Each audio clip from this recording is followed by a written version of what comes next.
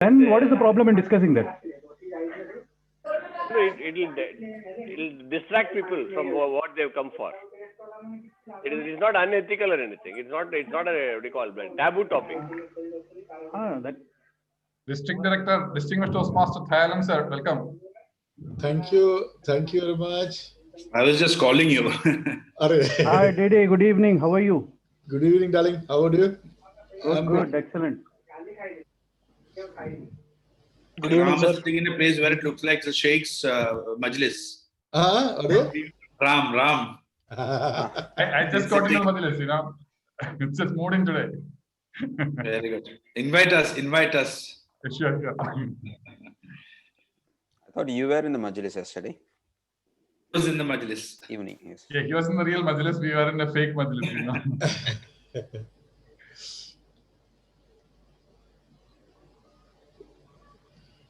What happened to...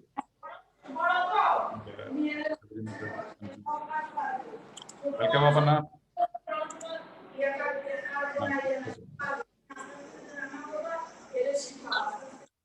Okay, now we can see you, Sabri. Yeah. Thank you. Welcome, Aparna. We have got 3 more minutes. We'll get started now.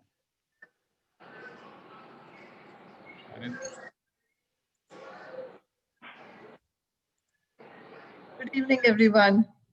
Good evening. Good evening.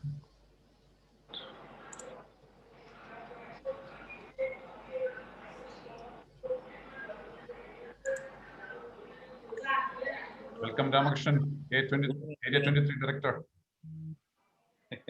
Area 22, huh? 22. 22, sorry, I keep saying 22. 23 for Shabri.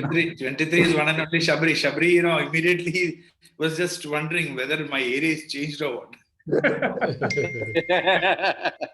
It's like, it's my area too, so it's okay. Okay.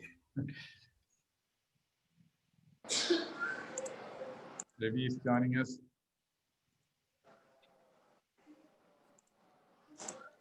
I was wondering where was Leena Nair. Okay, now you are there.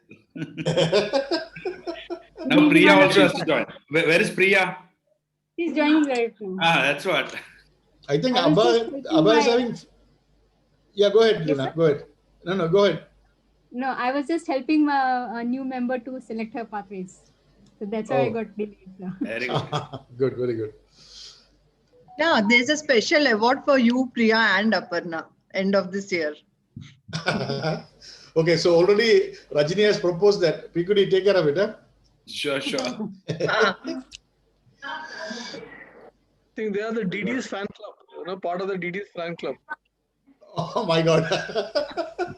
There is an unknown host.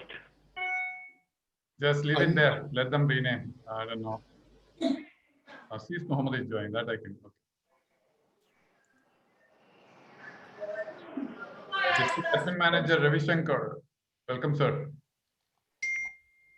All right, Ram, 1 more minute to go. We'll start exactly at 6:30. Okay, fine.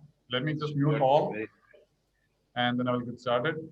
You can now just for information before Ram begins. This is again the result of many meetings, including a 3 hours meeting last night till 12:30. Really appreciate Surya, Rajeshwar, Shyam, Venkat.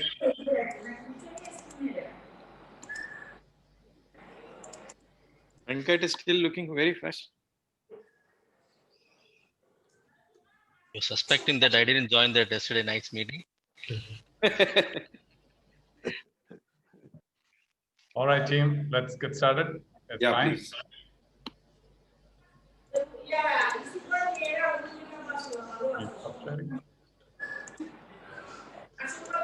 Let me mute all first of all, so that we can get started.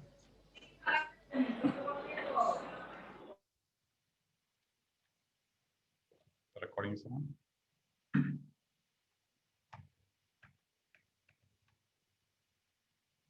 Hello, my dear friends. I am Ram Mohan Nair, District IT Manager. I'll be your host for this session. I have already muted everyone's microphone so that we can have an uninterrupted session. To be the master of ceremonies, we have a Toastmaster. who is an educator, trainer, orator, administrator, coach, mentor, beautician, fashion designer, a volleyball player, and a champion speaker. She is a teacher by profession and designated as the principal. She has over 20 plus years of experience in the field of education and administration. She is a member of 4 clubs, a sponsor, a mentor, and a YLP coordinator. She is available 24/7 for the noble service and strongly believes in the saying that sacrifice our today so that our children will have a better tomorrow. It is my pleasure to welcome Seenathan Nisha Sata to be the MC for this session. Seenath, the virtual stage is yours. Thank you, Toastmaster Ram Mohan Nair.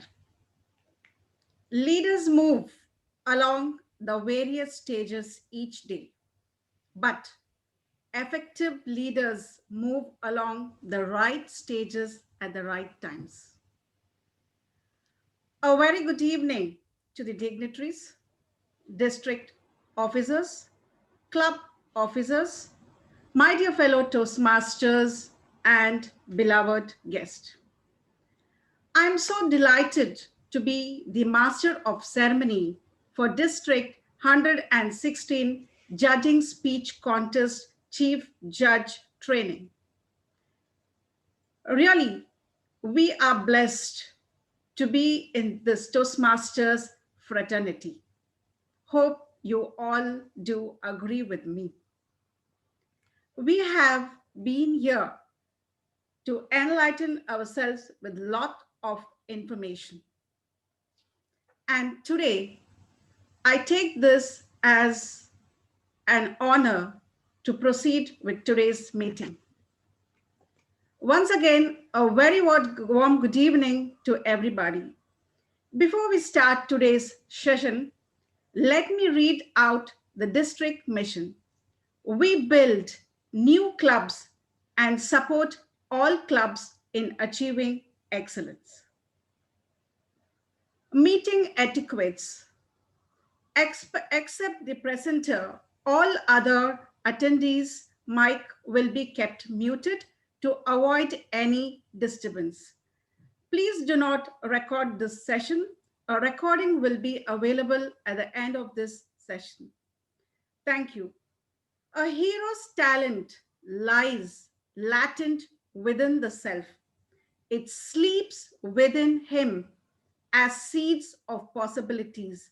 When discovered and nurtured, the seeds grow and flower. This flowering of his talent is a hero's true vocation. You might be knowing whom I am mentioning about. It is none other than our beloved District Director, Distinguished Toastmaster, Dayalan Kailaya Pillai. With this note, I invite our District Director to welcome the gathering and to open the Speech Contest Chief Judge Training Workshop 2020-21. Dear audience, help me in welcoming our District Director with a very good round of applause. Over to you, District Director.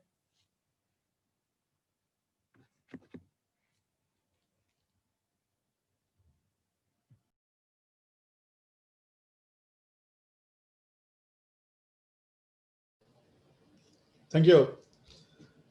Thank you, Master of Ceremonies, Seenath, and thank you, Ram, for unmuting me now.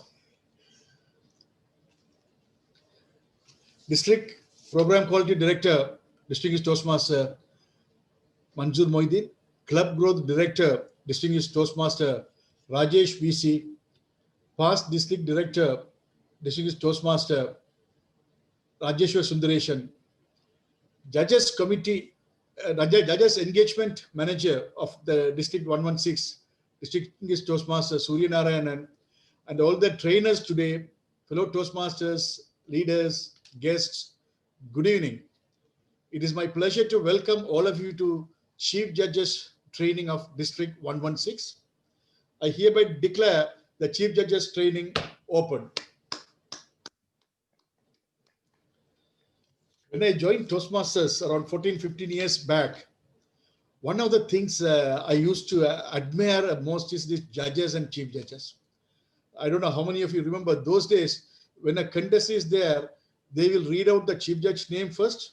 Chief judge will stand up in a very big pride and all. He will stand up there and everybody's face will be looking upon him or her. Then they will call all the judges and all the judges will be standing up and everybody is known. No? That is a big thing for a new Toastmasters to aspire to be a judge or a chief judge. I was looking then they will come, I will become a judge, when I will become a chief judge. But after that, those days have come.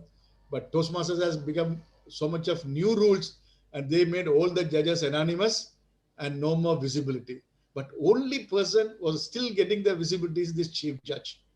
So today we are going to see what are the important roles and responsibilities of the chief judges and what are the challenges that they are going to face this year, mainly because of this online environment.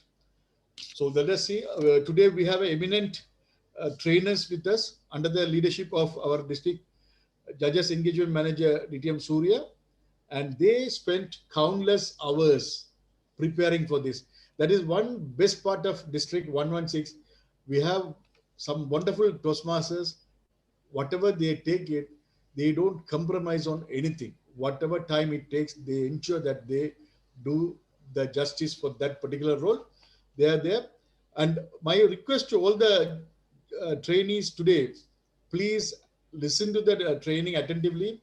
If possible, I would love all of you make your video on so that we also know how many of you are attentively listening and be there with us. That is one request I am having. And another very, very important request is please ensure that you are staying throughout the session so that you don't miss out anything. If you miss out something tomorrow when you are officiating as a chief judge, you may cause some serious error that can deprive the real winners. And finally, all our contestants are going to put so much of hours in their preparation, strongly believing and trusting our judges and chief judges are going to do a wonderful job in choosing the right winner. So this training is very, very important. All of you, please listen to that, enjoy that, and back to you, MC.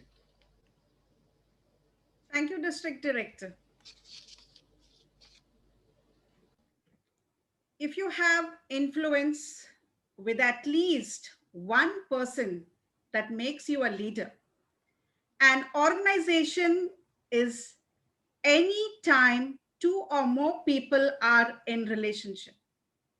So everyone is a leader in some organization or sphere in which they live, work, and play. We have a wonderful person who's going to take over the session. You can't effectively move up to the next stage of leadership yourself until your current stage leadership skills are solid and are being developed in your team members, so they can take over as you move on. This simple person passes over the positive vibes. You know why? He is the first district director for District 116 Qatar. We are very proud, and it's followed by the next district director. Today, I'm very happy to invite him to present the big picture. Everybody know who is that? It is none other than distinguished Toastmaster Rajeshwar Sundaresan, sir. Inviting you to take over the session to present the big picture. Over to you, sir. Thank you.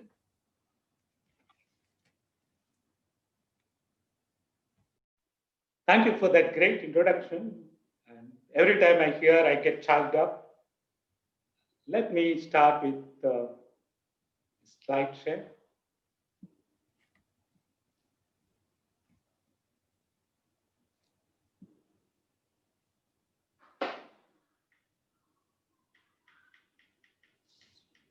Sorry.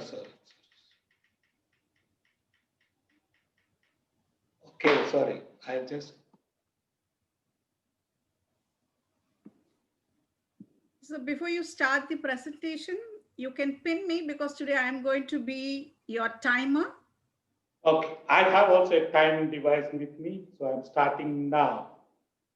So can you let me know the timing guidelines? How can I display? Okay, can you make it 15, 18, 20? Thank you, sir. Sure. Okay. The big picture is not the title I have given. I have been given that title. When you remember, when you hear this name, title, the big picture, and relate to the chief judge, what is that coming to your mind?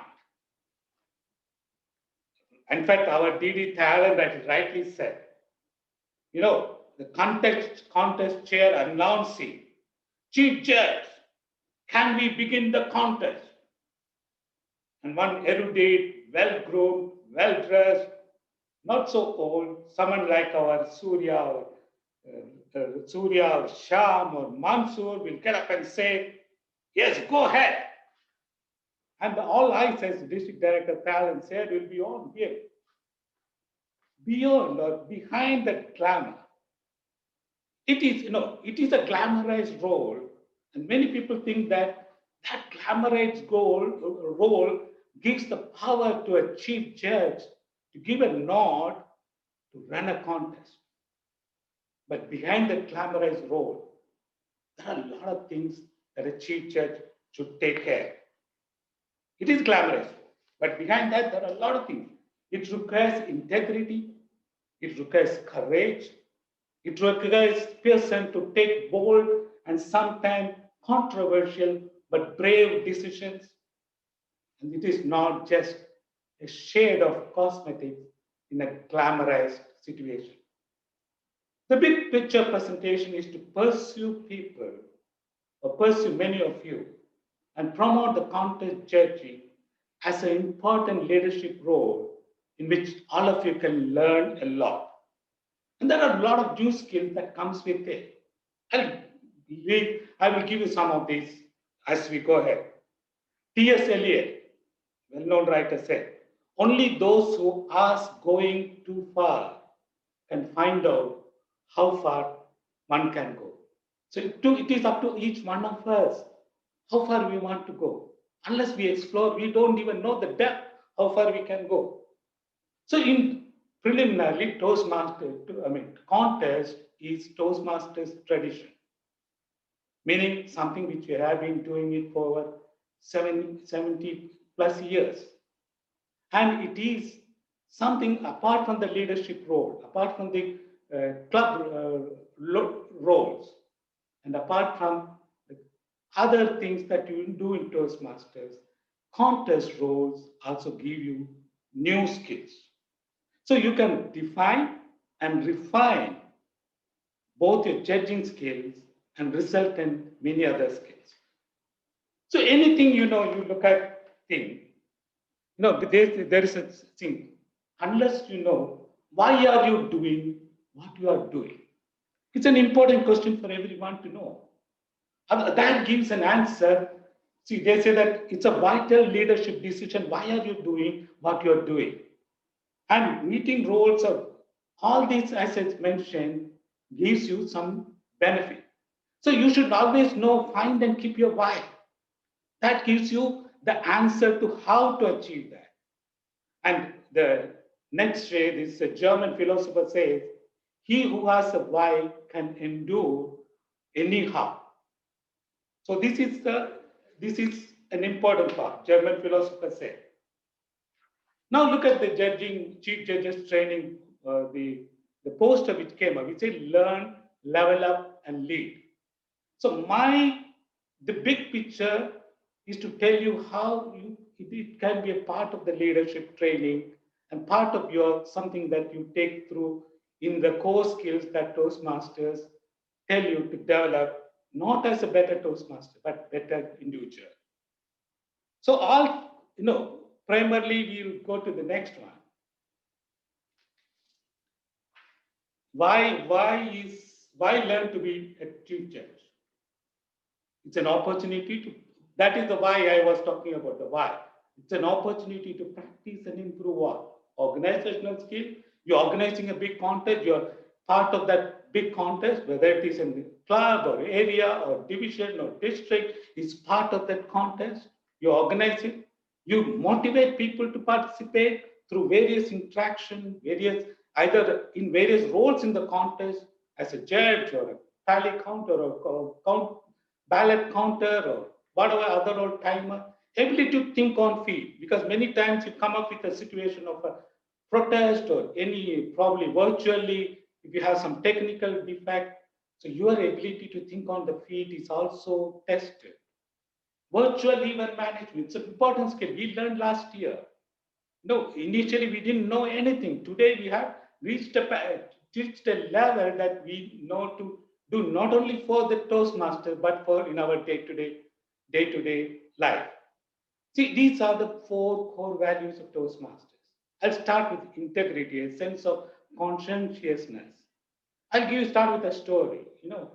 Sometime back, many years ago, I was in a village in a farmhouse with my family.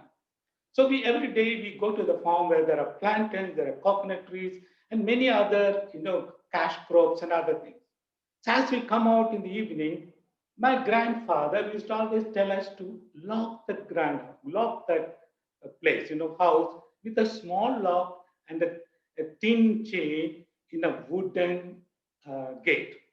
So I used to tell him, once I told him, Grandpa, what is the use? Anybody can smash it and take it open. He said, small locks are important for people, for honest people to be honest. So something like this, it tests you. This integrity as a judge or a chief judge, test your integrity in your personal life, in your professional life, and any other things that you take. Respect. You meet and work with Toastmasters outside the club. You become a judge in area or division, you meet with many other people. Not only you get respect, you start giving respect to the amount of the work they put, the amount of the dedication they do, and the amount of the skills they develop. Service. One of the important duties as a chief judge is you serve to ensure that contests are fair. And 4th one, excellence.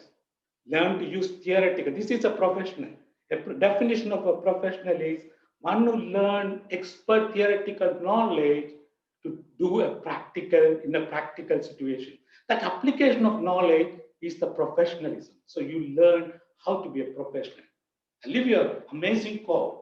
It says, please realize that the difference you can make in someone's life today, and it will make a difference in your own life as you do. You see about the world champion of public speaking, one who came here last year ago, Ramona Smith. She becoming world champion of public speaking changed her life. She was an ordinary teacher in her school. Nothing ordinary about it. She was in that level. She now finished her master's. She found a major job in a university. She's a sort of the speaker and a writer.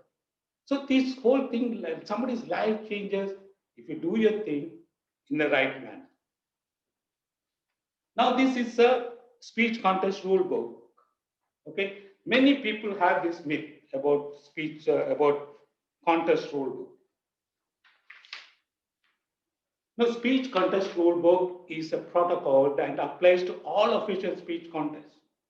Many people, I have even a couple of days back, I was watching one of the latest chief judge training and judges training, and there was a Q&A session. I found that many people are giving answers based on what they hearsay or what they practice instead of going through the rule book in letter and spirit. In fact, when we had a discussion even last night, our judging advisor advised me, he had an opinion that the judging book is very difficult to decipher in both letter and spirit. So, but we have Toastmasters FAQs, and if we have doubt, they are willing to answer and clarify things. But important thing is that don't create your own rules.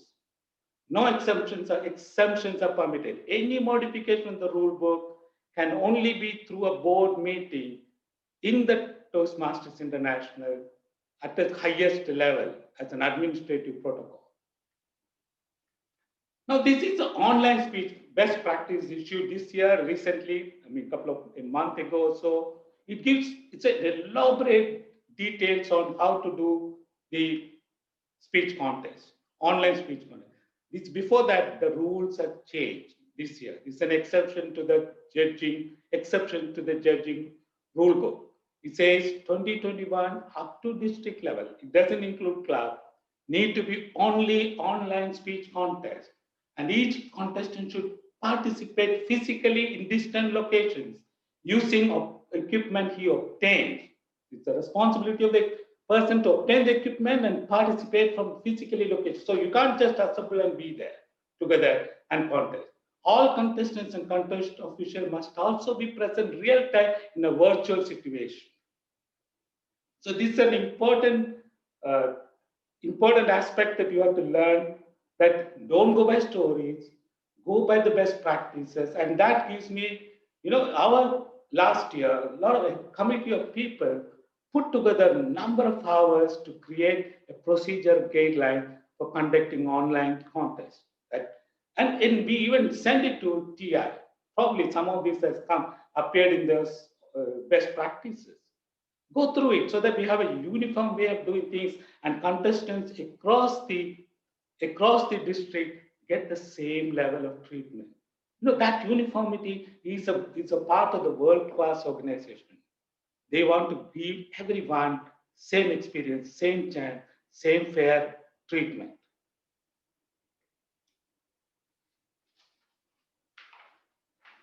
Now, let's see. Judging process is a challenge. They're saying, is judging process a challenge? I don't know what you'd say. No, many people say it's a challenge. Many people say that it is, it's subjective process. Judging is an art. Speaking is an art. And art cannot be measured with scientific objectivity. Hence, it is subjective. And contest speech has a criteria with a weightage. Weightage is according to the priority.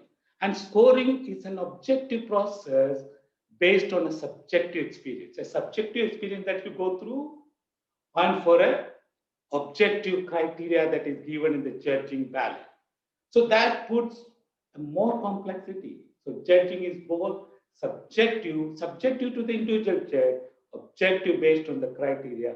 So it makes it all the more. Another most important thing, judging can be quite a challenge, because assessing the difference between series of speakers in quick succession to put 1, 2, 3 is extremely difficult if you really do it.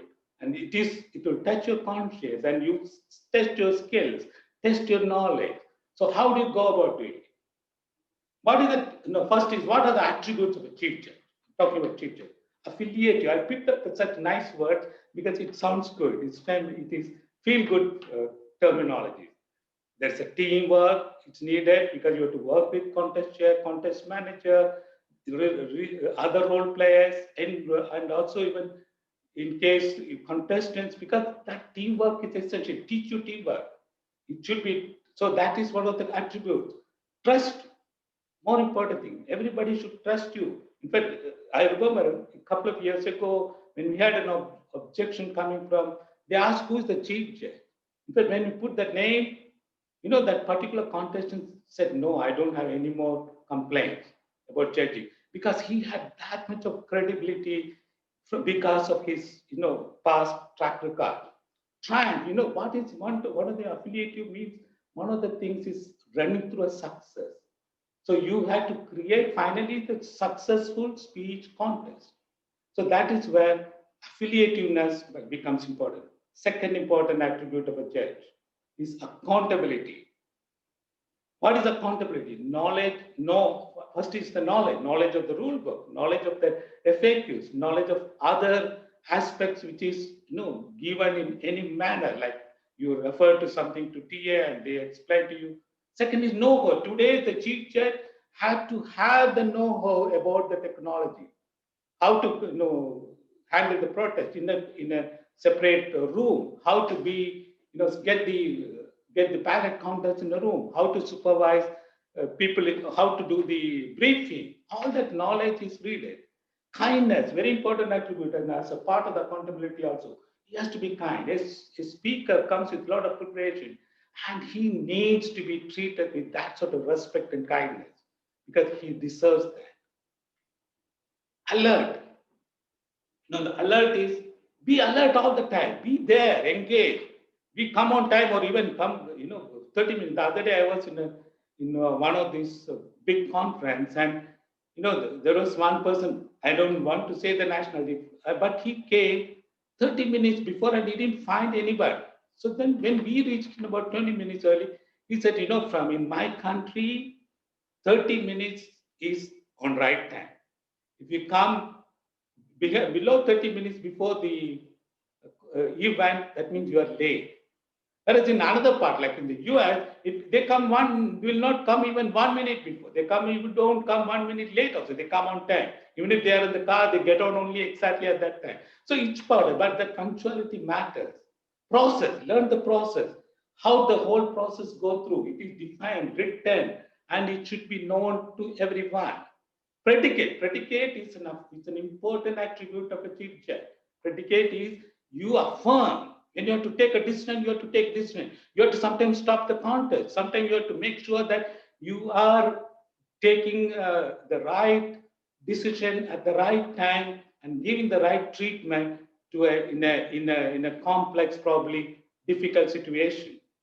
So these are the three main attributes with a lot of sub attributes attached to it. If you look at the, it comes from experience, knowledge, decisiveness, fairness, accuracy, trustworthiness, all this, but I put it in a more sophisticated language. I'm not in the absence of better word. So who can appoint a chief judge? In club contest, VP Education, if he's not a contestant, or a contest chair can appoint a chief judge. In the area, division, and district contest manager can appoint a chief judge. In area, division, and district contest manager. Who appoints judges? It's an important thing. Chief judge appoints judges. But chief judge, contest manager may mobilize the judges for chief judge. Chief judge can ask someone, but he finally takes responsibility to have good judge. Chief judge must verify that judges are eligible, qualified at each level. Chief judge appoints tie-breaking judge. Only chief judge knows who's tie-breaking judge. He appoints, he deals with him. He will not even be called for the briefing because he will be given separate briefing. Who appoints timers and ballot? Chief judge appoints. Contest manager may mobilize the role players on behalf of chief judge. Chief judge must verify and ensure the role players are eligible and qualified as per rules. Most of the time, these contests, these timers, ballot contests need to be a member in good standing who have paid the dues. Now, at the club level, what is the qualification for judges? Be a paid member at club level. You don't need to be. In area, division, and district, we pay member for a minimum of 6 months and a member of a Toastmaster for minimum 6 months. And you should have finished 6 projects from CC Old Manual if you have joined the Toastmaster prior to 18 March 2018, that is before the rolling out of pathways. Otherwise, 2 levels from any path should have been completed. You should get a completion certificate. In regional quarterfinals, I will not go into it because it's not the one important criteria. The last one, member competing or intends to compete in any contest beyond the club level, anywhere, not only this district or division, any other division or district, cannot be eligible for the category in which he is competing. Now, this is the number of judges you require for number of judges and role players request for club. Minimum 5 judges, 2 timers, 2 ballot counters. In area, minimum 5, but also it is important that you give equal representation from the clubs in the area with 2 ballot counters and 2 timers. Same thing in a division, 7 minimum, but equal representation from each area from the division. Again, 2 ballot counters, 2 timers. District, minimum 7 with equal number of judges from each division in the district and 3 ballot counters. That's the difference. Now, what are the judges' duties? Pick the winner, 1, 2, 3, or a winner, or the winner. Ensure contest is conducted in fair, contestant, other Toastmasters and public. Resolve protest and disqualification. This is something like a recap. Beware, because all this will be dealt separately by the other speakers. Beware and oversee that all that happens during the contest. That's what I said, be alert. People have a fun. This is an important attribute. Give people fun. They come to enjoy the contest. Let them not go away with sadness. Oh, so what are the appoint counselor, voting judges, counters, timers, secret type breaking judge, actors as chief counter. You are the chief counter, ballot counter, and appoint counters and provide tally, and encourage contest officials to view online contest. This is everyone who like to be contest official. Try to view, watch that. It's available free in toastmaster.org TLC. Contact judges briefing and vote for voting judges and counters. The rule book applies to this sort of a general thing. I want of time, I just rush through. Contests happen even if there is only one contestant. You have to have contestant and make sure that he's eligible for time and other purposes. And rule book applies at all levels. Role players not to compete in any event at which they serve. The event in which they serve, role players should not compete. Chief judges cannot participate in judging. I found many, at least at club level, they say that unless impracticable. So there is some leeway, but make sure it's avoidable. Protest, eligibility and originality, and now referencing other contestants. It's the new thing that will be dealt with somebody else. Disqualification and contestants. Make sure that the contestants come there. This also will be dealt with. One member, one area contest of a given time. Now, I finished my time, but if you have more time towards the end, I'll try to come out with some case studies for you to understand the things much better. Over to you, Master of Ceremonies.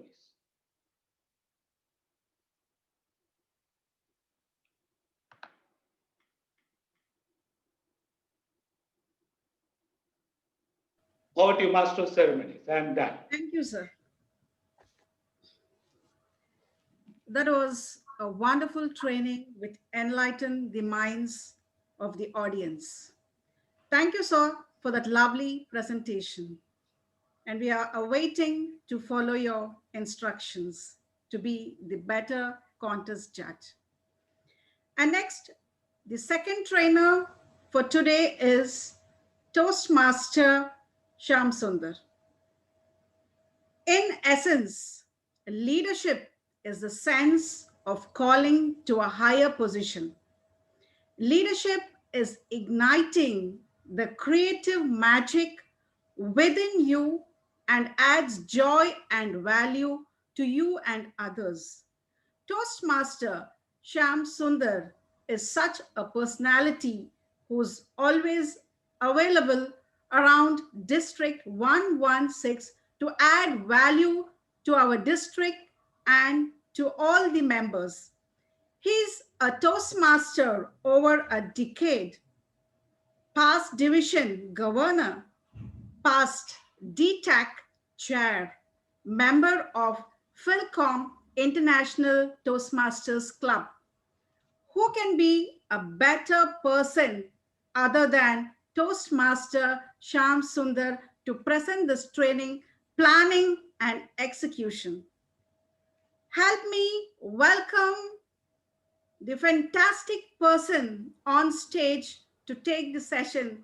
Over to you, Toastmaster Shyam Sundar.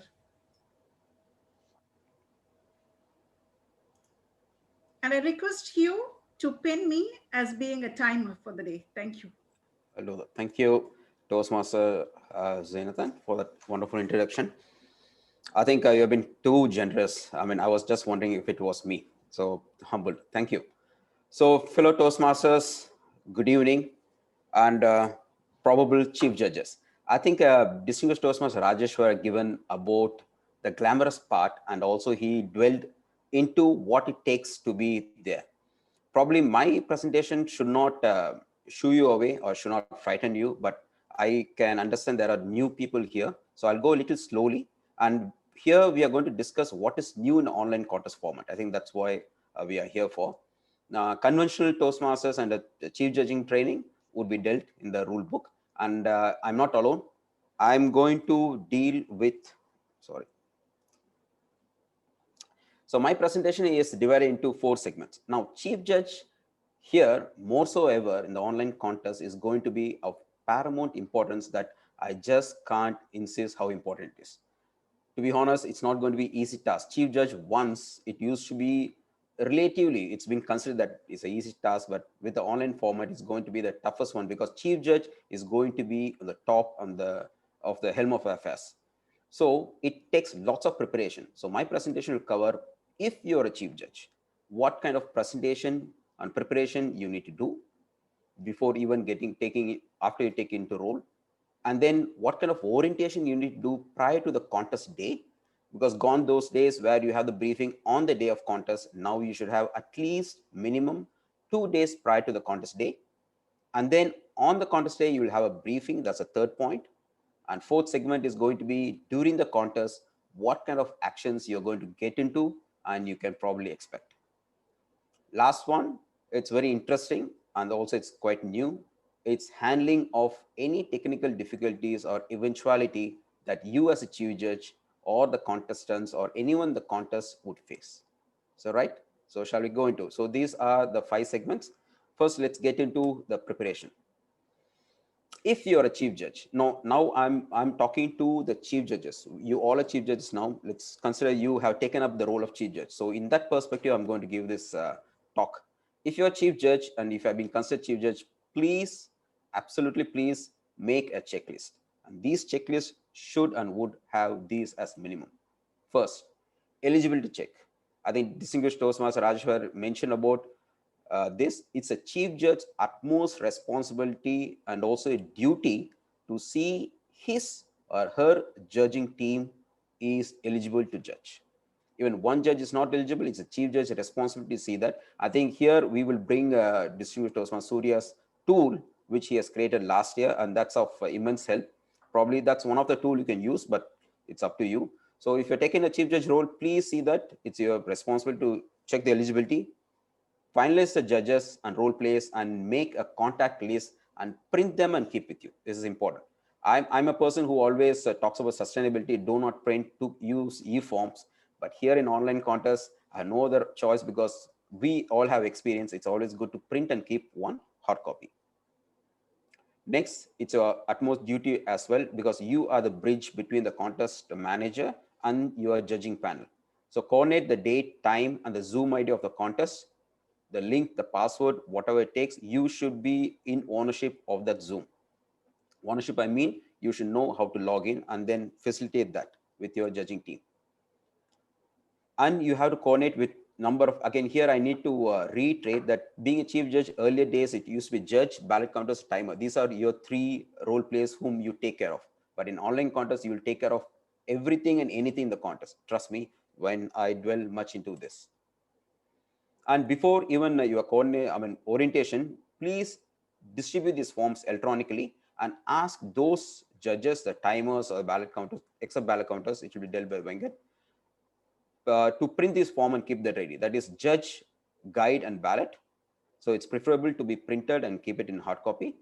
And judge certification of eligibility and code of ethics, they need not print. I would suggest they can always, because they have the luxury of time, they can always sign digitally and send it over to the chief judge. Chief judge, please collect this one before the day of orientation. And then the speech contest rulebook, soft copy. Best practices of online speech contests, which was released by Toastmasters International recently. That's a very good book. And then the online speech contest procedure guideline by District 116, which we all have put together last year, that has much more detailed step-to-step guidance. And speech contest time record sheet. This also will send to the timers.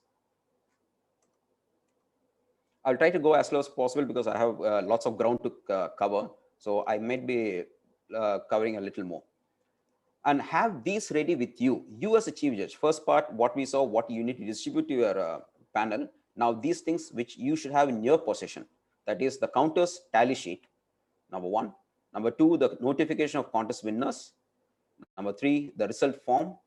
And 4th is the signed judges certification of eligibility and code of ethics, which you would send to them, get it signed and keep it with you. It should be in your possession all the time.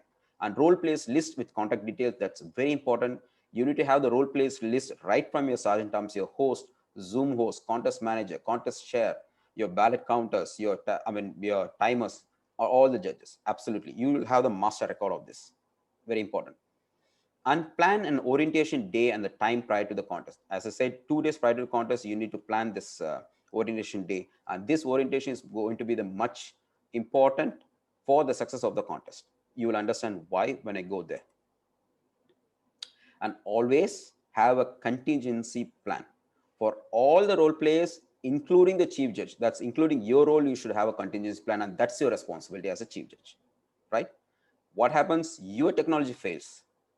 We are not God, right? As a chief judge, so you also have a backup plan for yourself. That's always good, and it's a must. And chief judge, judges, timers will absolutely use only the laptop, PC, or Mac. No mobile, no iPad, no testing of any other devices, because time tested is the PC, Mac, and normal conventional computer, please. Okay, that's about your checklist. And now, before the contest day, this is the orientation day, as we are talking about. 2 days, at least 2 days prior. It's no harm, you can do a week prior also. On the day, what you will do? You would have all these people in the orientation, the voting and the tie-break judges. Again, this is not a briefing, so don't get confused between what this Distinguished Master Rajeshwar said. They won't be part of the briefing, but orientation, they will be part. Again, you won't identify them who's a tie-break judge. Am I clear? Timers, ballot counters, contest chairs, contest manager, Zoom host, and co-host. You may wonder why all these people. It's very necessary that everybody have to be on the same page. As I said in the beginning, as a chief judge, you are responsible for the successful conduct of the contest. You are not just responsible for the judging alone. Gone those days. Now with the online contest, you are responsible for the whole contest. So your importance is multifold.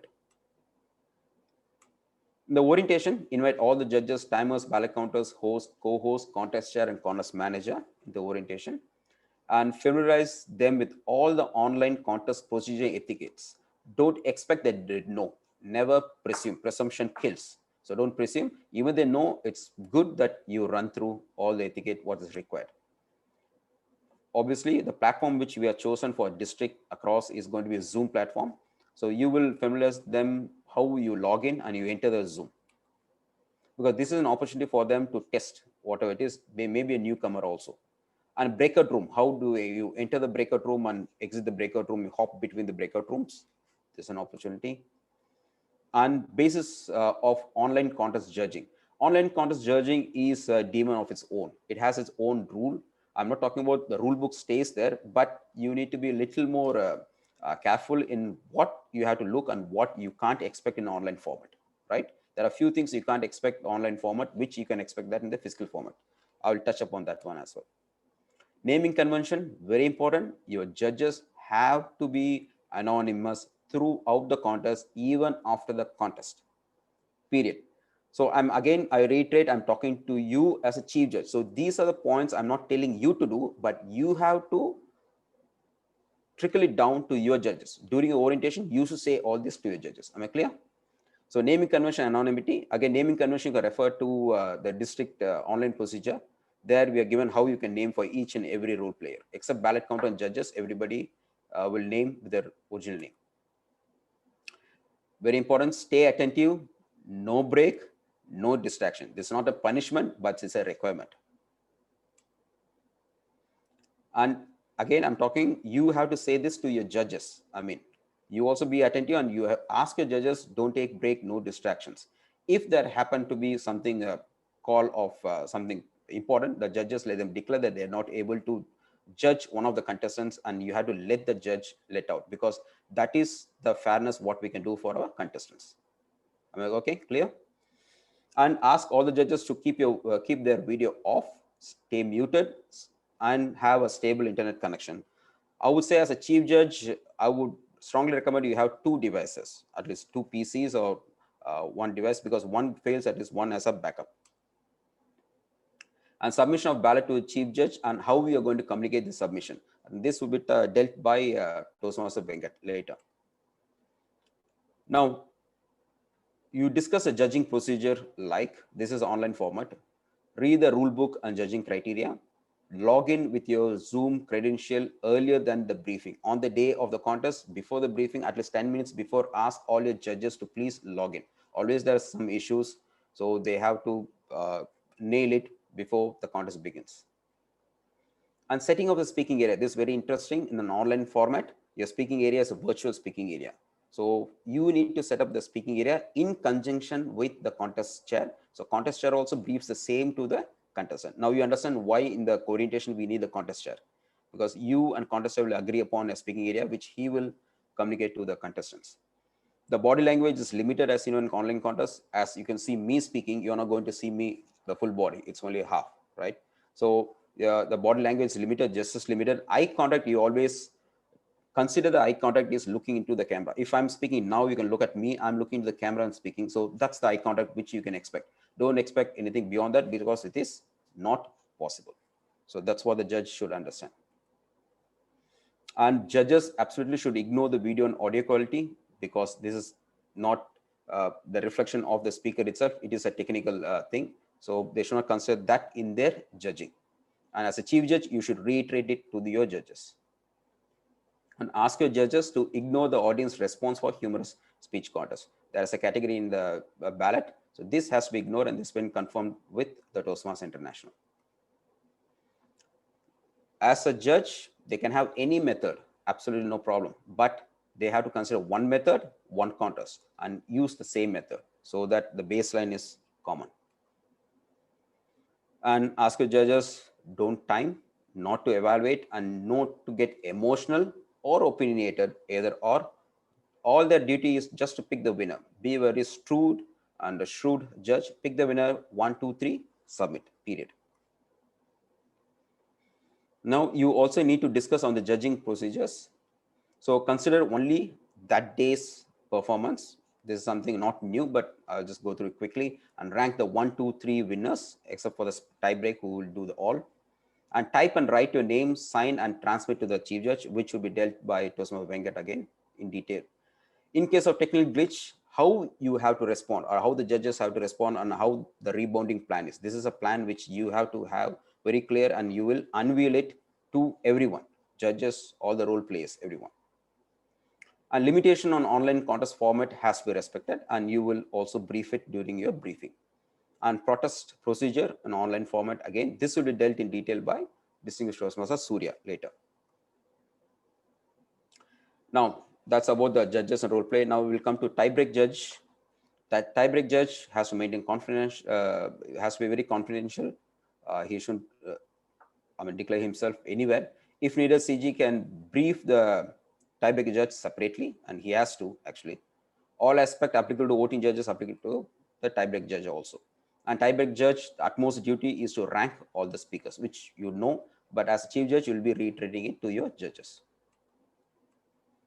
Now timers, there will be two timers. There will be two timers. That's first is a timer 1. We call him or her as official timekeeper, who will be filling the time record sheet and the submitting to the chief judge. Timer 2 would be called as display timer. He or she would use a virtual background of all the colors, as we can see how the master sermon is using now today. And also he or she would be a backup of the recording timer also. This is in addition to the duty. Any technical glitch, always discuss with the timer how you'll be rebounding and responding to it. And review the virtual background with the timers, start of the time, when to start the time. Again, here, if the contest chair and chief judge agrees, the contestants would start speaking, or the timer should start after he says something. Like last year in the DTAC, what we did is after contest chair hands over to the contestant will say thank you. But that's not the time where the timer should start. He has been briefed or she has been briefed, so they know that one. So that's been done for one particular purpose. And identify the time disqualification, timer should identify that. And timer 1 will be the one transmitting the time recording sheet to the chief judge. And these are things should be part of your orientation. Now coming to ballot counters, I'll go quickly because Toastmaster Venkat is covering it in detail. There will be 2 numbers of ballot counters, 3 for the district, from up to the divisions 2 numbers. Discuss the mechanism and be attentive. So I'll skip this. Now, contest chair. So orientation of a contest chair, agree on the procedure of contest conduct, how the contest is going to be conducted. Contestant can bring some ideas and chief judge will give some ideas. It's not the chief judge should impose any idea. Both of them have to agree upon a common goal. That's the motto. And agree on the contest introduction and winner notification, how it will be done by the contestant. And chief judge also know this, how it's going to be done. Discuss and familiarize with the procedures during technical glitch. We'll cover the technical glitch later. Next. How and who should display the table topics. Again, in the district, we are taking a call. The table topics are going to be displayed and read out. These two would happen simultaneously. So this is something, that's a procedure. How? So who will do it? You have to decide as a chief judge. And conduct a dry run with the contestants, agree on the speaking area, basic check. This you have to ask a contest chair to do it. The contest chair also need to have a dry run with his contestants and agree on the speaking area and the basic check, which you are discussing here. And next, most important person of whole is the Zoom host and co-host. They are the pillar, they are the one conducting it virtually for you. So agree on the procedure of contest conduct as well with the Zoom host and co-host, because they are integral part of this contest. Discuss on the breakout room, allowing judges when you want to allow judges. So you be in control, letting the host and co-host do it. Don't leave it to them, because they are managing absolutely several incredible number of tasks in their hand. So I think you need to help them with that. Discuss on the procedure in case of technical glitch, how the host and the co-host should be able to help you. And agree on the communication protocol, like whether it's going to be WhatsApp or call, whichever it is, whichever it goes along with both of you.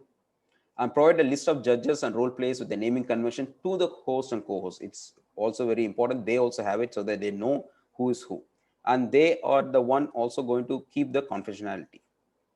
And co-host assisting the ballot counters, and co-host will assist the briefing and holding room, where he'll be or she'll be watching the contestant when they're held in a secured place doing the table topics and evaluation in particular. Right, this is all about the orientation. It's a long story, but it's quite a ground to cover. Now, briefing on the contest day. So what exactly you're going to brief? You may wonder, we have briefed and oriented everybody before the contest. What you're going to do, you're right, but it will be very brief. The briefing is going to be very brief, like brief all the judges and reiterate, refresh it, what you have done in the orientation, just to reorient them, refresh on the communication protocol, and ask them, reiterate them to remain anonymous even after the contest. After everything's over, if they want to really, come out, they can always rename and they can expose themselves. Now on the contest day, during the contest, again, I can't reiterate enough that how important judge had to be attentive. Ensure fairness. Why you have to be attentive? This is a way to ensure the fairness to all contestants. If something goes wrong with one contestant, it's not fair for others, right? So stay attentive, vigilant, and monitor the contest throughout. Keep and watch on the judges. Your judges, yes, they are your judges. So you have to keep a watch on all the judges, and keep and watch on the display timer, where the timer is displaying the color cards correctly on time. And also keep an eye on the audience, whether there's any distraction or interpretations, interruptions. And intervene self if necessary. Necessity arises. So no one should tell you that you need to intervene. You as a chief judge, you are at the helm of the affair. You need to intervene if it's required. If a situation arises, you should come self. And also you, as I say, you always have a contact list handy, and you keep in touch with the role players. If there is something, a glitch, you need to contact them privately. So do that one very discreetly. And you need to have absolute clarity, and you have to be decisive and act timely. These three, again, I can't discuss more. As a chief judge, these three is paramount importance. If something is not right, don't worry, halt the contest. For the sake of the contestants and sake of the contest, halt it and fix it immediately, and then don't let it go away. Don't oversight it, don't think that it's okay, because it may not be okay sometimes. So yeah, don't worry about that. And during the contest, again, this is a reiterating of monitoring the room, entry, and everything. So now we come to an interesting part here. Lots of people would have questions. So what we have covered till now is orientation, briefing, during the contest, how we have to be attentive. Now, how we are going to handle technical glitches. This is completely new. You won't find it in a rule book. So let's discuss that. Now, technical glitch can happen in two stages and two segments, I would say. That is, one on the contestant's part, and one on the organizer's part. You agree? I know it's Thursday night, it's getting boring. I'm thinking here it will be a little interesting. I know I'm on red, but I think it's important for me to cover. So excuse me with 5 more minutes. Yeah. Nodding your head would give me a symbol that something is getting into. Yes. Okay. Thank you. So on contestant part, what all things can go wrong? Anything and everything can go wrong. Let's say a contestant is about to start. His 1 minute break is over. He has been brought into the room, and the contestant says, "Now we introduce contestant number 2." Right? I'm the contestant number 2. I'm going to start, and then see mic's not working. Tap tap tap. Mic's not working. That's a technical glitch, right? It can happen, can't it? Yes. You may face it. So what the chief judge can do is we can give them 15 seconds to see whether they are able to revamp and rebound. If it is more than 15 seconds, it's fair that we simply move them to the last and advance the others in front. For example, here in my example, it's a red. Red is a second speaker. That's me, right? If a technical glitch happens before I start speaking, irrespective of what contest it is, I will be pushed to the last and others will be pushed forward. So here as a chief judge, you need to brief the judges. The contestant order is subjected to change. It's not there before, right? It's an online contest. So it's a very dynamic. In case something happens, your second contestant will become the last 6th, let's say 4, and the third would become second. So judge have to be very attentive. Right? Clear? Okay. This is the simplest one. What happens when technical glitch happens during the speech? Let's say I started speaking 2 minutes into the speech, or let's say 4 minutes into the speech, some technical glitch happened. There are situations where I recognize, okay, there's a technical glitch on my side, and I can stop, and chief judge will recognize and then can say, okay, that's the true and genuine technical glitch. He will immediately ask timers to stop the time, okay, and then give 30 seconds for the contestant to rebound. So within 30 seconds, if he or she is able to fix, very good. And then further 30 seconds of grace period would be given, because as per rule book, any glitch happens, 30 seconds grace period is guaranteed. Here we say 30 seconds to rebound. What happens after 30 seconds? If he or she is not able to rebound, unfortunately, timer would start timing. And all the time what the speaker would take would be at his or her expense of the 6 minutes time limit. Is it clear? And if you're not at all able to rebound, judges would judge you as per the timing guidelines. Let's say I have completed 5 minutes minimum time qualification, I have become qualified, so I have to be judged, right? Irrespective of whatever it is, the judges would not know the timing. So they will judge as much as speech they have heard. Am I clear? So timing is not of essence here. That will become disqualified later. But as a judge, you tell your judges to judge irrespective of whatever happened. That is very, very important, because I have seen personally that they think someone is disqualified, or they think they have exceeded the time, or they think some technical glitch and they have not marked anything. I think that's very unfair. It would be very unfair on our part. You agree, everyone? So our duty as a judge is to judge irrespective of whatever happens. Now, again, on the contestant part, disqualification. So what are the grounds? Now, what we are saying is only technical glitches happening. So what are the grounds speaker could get disqualified? Number 1, the contestant is absent when contest chair is introduced, not during the contest chair takes on stage.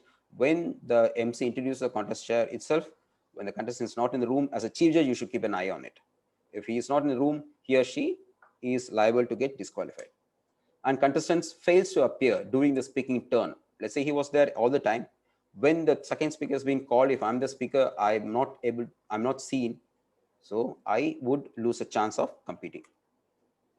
And contestant unable to turn the camera on or unmute the mic in the breakout room. In the breakout room, as I say, it's a very secure room. You're being monitored by 2 or 3 or 5 pairs of eyes. So if you're not able to turn, it could be genuine reason. Genuine or not genuine, it's something which the organizer won't know. So if the contestant is not able to turn the camera on and unmute, he or she would be termed to be disqualified. And contestant isn't physically alone in the breakout room, or someone else also in the room also, it could call for disqualification. So we would advise the contestant to be alone in the breakout room. Now, that's the first part. On the contestant part, okay, we have been too or the cruel with the contestant, let's say, or forbidden. Let's say what happens with the contest organizer's part, and a glitch happens before or during the speaking. If it affects more than one contestant, because the glitch is happening, let's say Zoom Masters or in the Zoom, the glitch is happening for more than one contestant, the chief judge may reschedule the whole contest or restart the whole contest.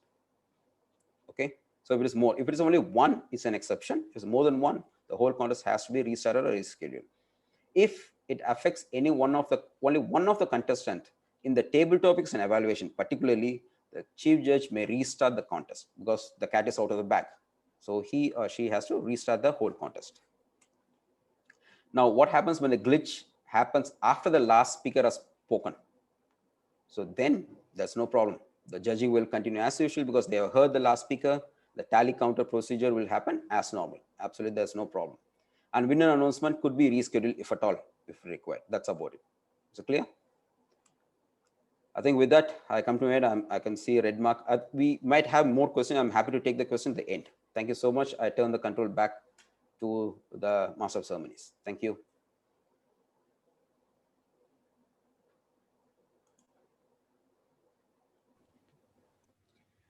Thank you, Toastmaster Shyam Sundar, for such a detailed training on planning and execution. Before going on to the next training session, a gentle note to the audience. There will be a question and answer session at the end of the training. So kindly requesting the audience to drop your questions in the chat box to the respective trainers.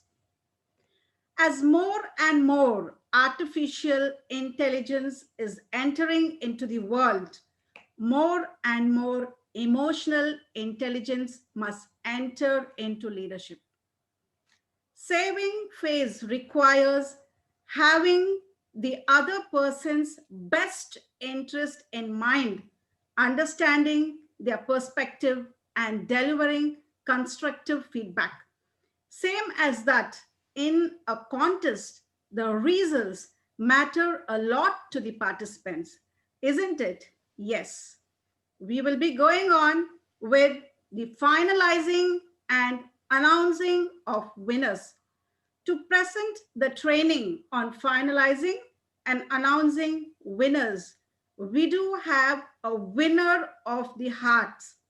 That is Toastmaster Venkateshan Kulandai.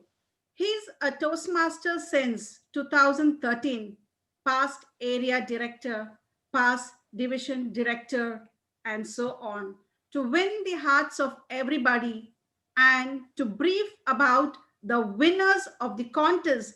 Now I welcome the Toastmaster Venkateshan Kulandai. Over to you. And being me as the timer, you can please spin me, and thank you. Yeah, sure. Thank you, Toastmaster Zinat.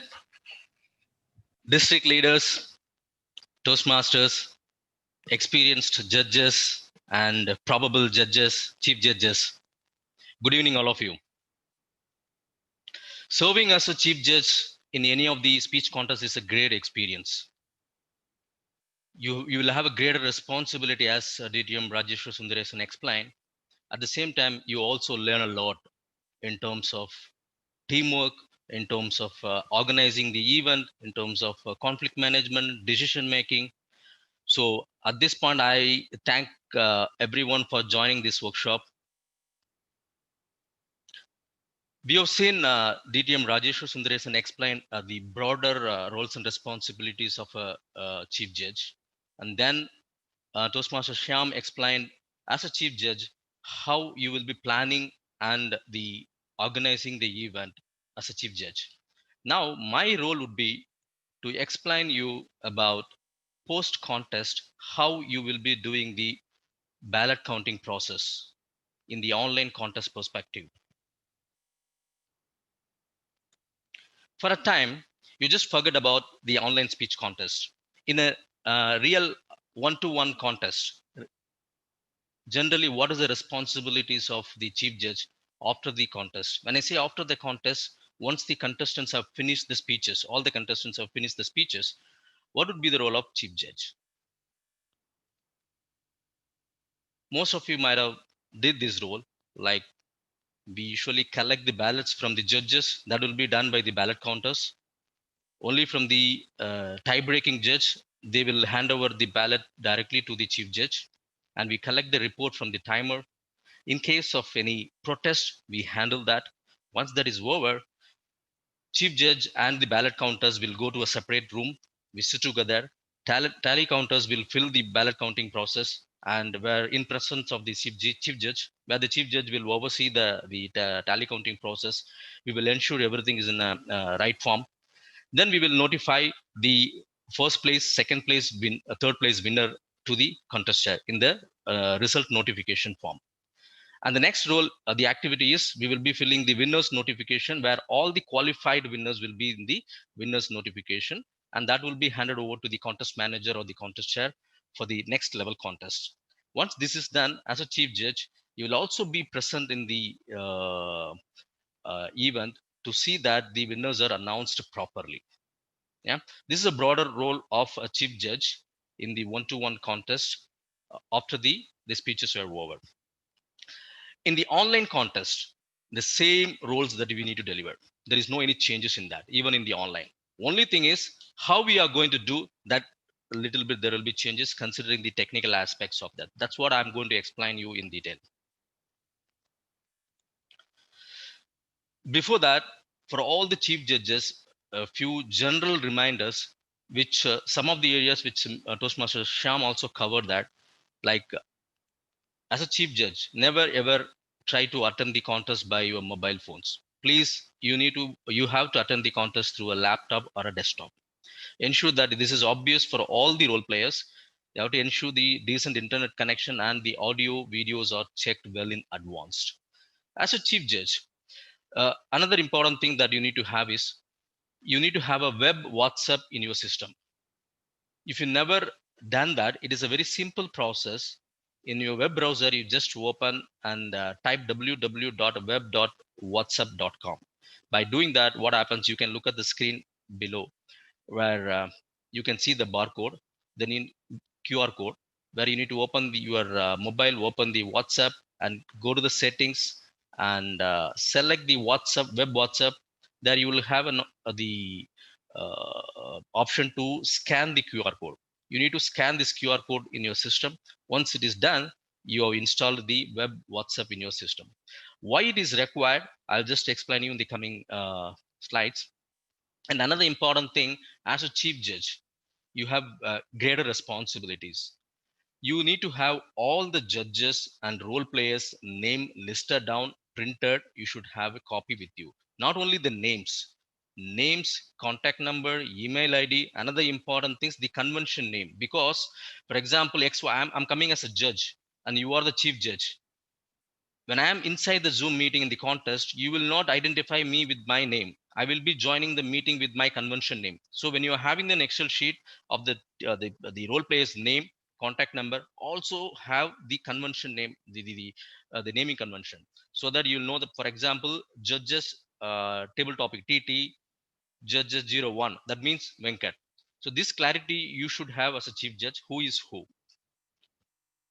Another important thing, the results form and winners notification form, this physical, the printout you should have as a chief judge with you, and be familiar with the ballot counting Excel sheet. I will explain you in the coming slide how we have simplified the ballot counting process, where you need to be familiar with that, how to fill that. And always before handing over the results form to the contestant, please double check everything is perfect, properly filled in the result form, and always be available and alert throughout the contest. Also, when there is a winner's announcement, you need to be available there and be alert. Okay, let's look into the tally counting process. Once the contest is over, all the speakers have completed the speeches. What happens in the normal contest? There will be 5 minutes break, right? Where the judges will be given time to fill the ballots. The meanwhile, ballot counters will go and collect the ballots from the judges and the voting judges. Here, there may be a 5 minutes break, or there may not be 5 minutes break, because it's a virtual contest. What happens is the host will create a breakout room to do the tally counting process, and he will assign chief judge and the ballot counters, ballot counter 1, 2, and if it is a district contest, there will be 3 ballot counters. They will be assigned to a separate breakout room, where you need to join that breakout room. What happens when a host assign you into the breakout room? You will get a notification like this: the host is inviting you to join the breakout room, please join. You have an option to click join and click join and join the breakout room, or you can click later. By clicking joining, you will directly get into the breakout room. By mistake, if you miss the notification, what happens in the Zoom is, if you are assigned, now the latest the option is, if you miss the notification to click join, in the toolbar you can see this particular symbol, that is breakout rooms. You can click here and you can see which room you have been assigned. For example, if it is a ballot counting room, you can click there and you can directly join the breakout room. The next process is to collect the reports. Collect the reports from the timer and the voting judges and the tie-breaking judges. Now the only changes here in the conventional process and the online the contest process is what we have done. The judges will send the ballots directly to the chief judge, that is you, not through the ballot counters. I will explain why we have done that. And similarly, the timers you can collect the reports directly from the our chief judge will directly collect it. Okay. This is a ballot counting ballot sheet. The judges will take they write the information, first place winner, second place winner, third place winner. They will write their name and they will sign the copy and they will take the photo of this particular ballot. They don't need to take a photo of the complete the judging ballot. They have to give only this winner's notification, that is from their side, that is first place winner, second place winner, third place winner, with their signature and name. And after that, chief judge has to share the screen to do the tally counting process. How they will be sharing the screen, that I will explain now. And this is a timers report where the timers also should have the physical copy with them, and they need to write by hand name of the contestants, how much time they took, and they sign it, take a picture of that, send it through WhatsApp to the chief judge. And this is the ballot count for the judges, which I have explained. The next process is the tally counting. Once you are done, you collected all the reports. You have the timers report and you have all the judges, the ballot report. The next is you need to do the tally counting. As per the rule book, the tally counting will be done by the tally counters, ballot counters we have. They have to do the process. And as a chief judge, you need to oversee to make sure they're entering properly and the calculations are done properly. And we are announcing the right winners. So here, to make your job easy, what we have done is this particular the tally counting sheet, we have made it into Excel sheet. This Excel sheet we will be sharing through district leaders to all the club officers or the chief judges. You can get it from the PQD. What we have done is, as this particular Excel sheet, you should have as a chief judge in your system. You can fill this information. You know who are all the judges, fill their names. You know who are all the contestants, fill these details. You know which contest it is. Is it an international speech contest or a humorous speech or table topics or an evaluation speech contest? You can mention that. Is it a club contest, area contest, division or district? You can fill all this information and keep it ready. Then what happens? We need to do the tally counting process. To do the tally counting, we recommend you to share your screen. Usually what we do, like now I'm presenting now, you click the share button and go to that application which we need to share. You click that. Whereas here you need to click the share button, then go to sharing the screen. By doing that, what happens? You can share the multiple applications. Here what we are trying to do is we will open your WhatsApp and this ballot count, the tally sheet, and we can split the screen. We can fill the informations whatever the received from the judges, and we fill it into the ballot counting, the tally sheet. I'll give you a small demonstration on that. How you have to do is, like, when you're clicking the share button, you will get this kind of screen. Normally we click the application. For example, it is a presentation, we'll click on the presentation. Whereas here you need to click the share button, the share screen button. Once you share the screen, the ballot counters have to send a request to the chief judge saying that to access their screen. Like when the ballot counters open the screen, they can see that, like in the top of the screen, you can see this particular option. That's a request remote control. By doing that, what happens? You will get the request and you need to approve that. By doing that, what happens?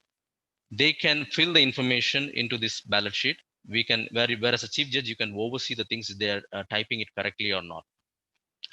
Let me stop sharing the screen right now, and I will explain you how actually it works. Now I'm sharing my screen. Just a second.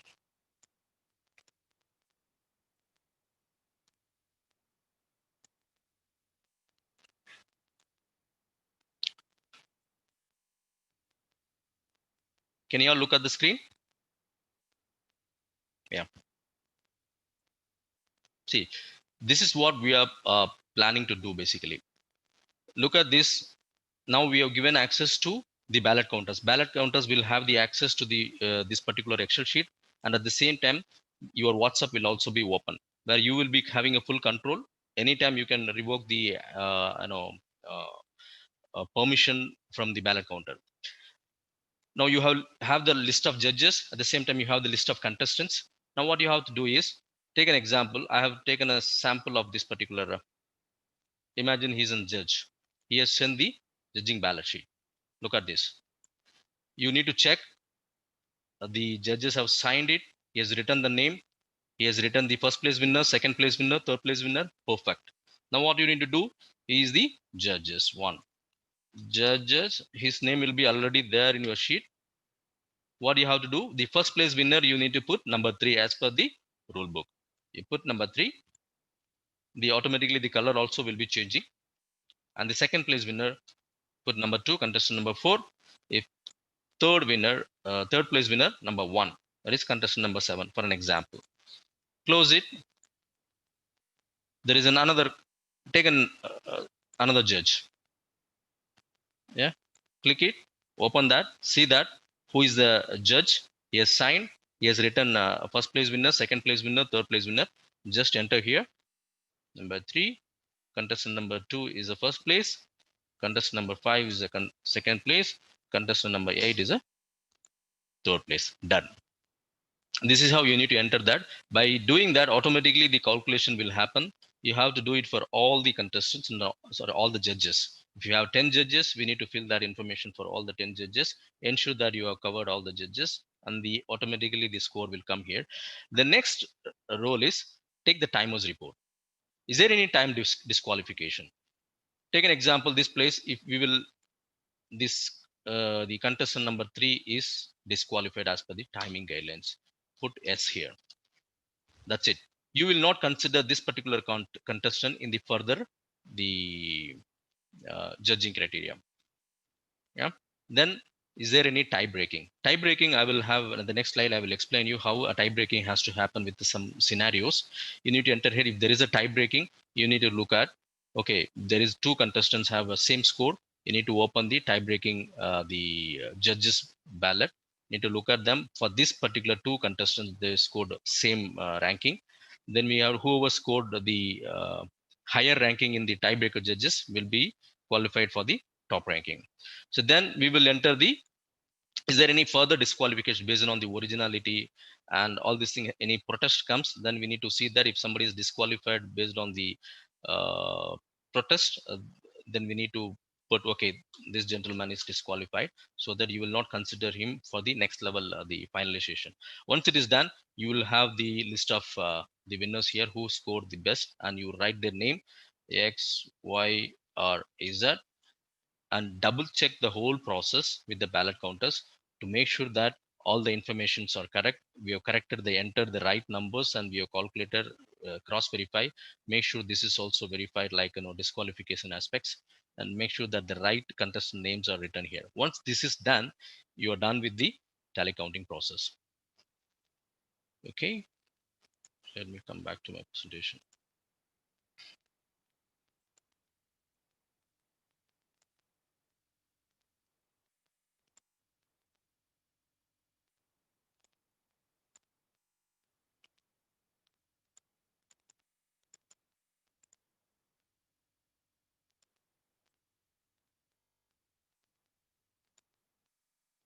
Okay. So this is what I was explaining, how it has to be done practically. It's a very simple process. You need to have hands-on experience. That's it. In case of a tie, 2 contestants have got the same score. What do you have to do? Until you get a tie, please do not open the tiebreaker ballot. Yeah, this is very important. Once there is a tie, you need to refer the tie-breaking judges ballot. Open the tiebreaker judging ballot and compare the results of only the tied contestant. And then whoever plays the higher ranking, and that person will get an advantage and he will go to the higher place. We have few scenarios here. Okay. Imagine there are 5 contestants participating in this speech contest. And this is a result we got it through the tally counting process. The Ahmed contestant Ahmed and Gil got the same score, they tied, and the second place winner is Susan, and third place winner is Yusuf. Yeah. Now, since there is a tie, we will open the tiebreaker, the judges ballot. This is a result, the ranking mentioned in the tie-breaking judging ballot sheet. Now, what we have to do is Ahmed and Gil got the same score. You need to look at the ranking in the tie-breaking judge ballot only for Ahmed and Yusuf, how they are placed there. Look at here, Ahmed got 3rd place and Gil got 5th place. What should be the result?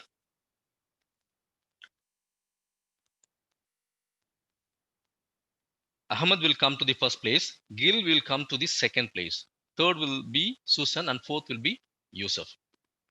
4th in the sense he will not come into the top 3, but we need to mention that in the winners notification format. Is it clear? We'll take another example. See, there is a tie between, for the 2nd position, Susan and Yusuf got tie, the same score. Philip got 1st, Susan and Yusuf got 2nd place, and the Gil got 3rd place. Now look at the tiebreaker judging ballot. Susan got the 1st place and Yusuf got the 4th place. So Susan will get an advantage here. She will remain in the 2nd place, and the Yusuf will go to the 3rd place. This is how you need to do the tally counting, the tie breaking. That's it. And once you are done with that, 2 important forms as a chief judge you need to fill and give it to the contest organizers. Number 1 is a result form. This is immediately you need to do after the tally counting process, where you need to mention, is there any time to disqualification? You need to click yes. How many people got it? Just if there are 2 people time disqualified, you should just mention 2 contestants disqualified. You don't need to mention the name of them. Mention that there is a time disqualification, and write the winner's name in the same order: 3rd place winner, 2nd place winner, and 1st place winner. Once you are done with that, cross check and send it to through WhatsApp to the contest chair. And personally, you call the contest chair just to remind the contest chair to announce in the same order. They have to, the contest chair should announce the disqualifications first, and then 3rd place winner, 2nd place winner, 1st place winner. This is a sequence, it has to be announced. Yeah. And the next important, the notification format is the the winner's notification. This is a winner's notification where you need to mention all the qualified contestants in the winners except the disqualified people. Yeah. 1st, 2nd, 3rd, anyhow you will have this from the result form. Other from the 4th to the last place, you need to take it from the tie-breaking judging ballot. And fill other information like club numbers, email ID. You can collect it from the contest. You should have all the information well in advance. If not, please talk to the contest organizers, fill it, and it has to be sent to them for the next level. This will be considered for the next level contest. Once you are done with this, and you need to exit from the breakout room, inform the ballot counters and the chief judge. You need to exit from the breakout room. You need to be a bit careful. Don't click the leave meeting. By clicking the leave meeting, you will go away from the complete contest. Be careful about that. Finally, stay alert when there is an announcement is happening. If the announcement of the winners by the contest chair is incorrect, only these 3 the role players can stop it immediately: chief judge, ballot counters, and timers. Yeah. What they have to do, immediately interrupt. See, being the online perspective, you just unmute yourself and interrupt the announcement, hold the announcement, and personally call the contest chair what mistake has happened and correct it, and make sure that correct order has been announced again. Once it is done, finally, don't forget to delete all the documents from your WhatsApp and laptop, except these two forms, the winner's notification form and result form. You can delete it. Yeah, that's it. In summary, know the rules. Conduct, as Shyam explained, conduct a pre-event orientation. This is very, very important to be on same page. All the role players agree upon the mode of collecting the reports, familiarize with the tally sheets, ensure that the tally counting process is repeatedly checked to make sure that you are entering correct. And as a chief judge, as both the presenters explained, you are going to do a multitask. You will have a lot of responsibilities, but strategically place it based on the priority and handle it effectively. Have a contingency plan and make sure that all the role players are having the contingency as an additional, the next level role players. Similarly for the chief judge, for you also, and take an assistant of the host and co-host for any technical assistance. That's it from my side. Thank you. Back to you, MC. Thank you, Toastmaster Venkatesh. It was an informative training session, which is very, very useful to select the right winners. Thank you. Empathy is the capacity to put oneself in the shoes of others and understand their personal world of meaning, how they view their reality, how they feel about things. Listening performs this very function. The first step out of the gate has to be knowing where you want to end up, what you really want to do. In a contest, it is required to be aware of the protest procedure. To train us with this essential procedure, we do have our own District 116 grammarian, distinguished Toastmaster Surya Narayan.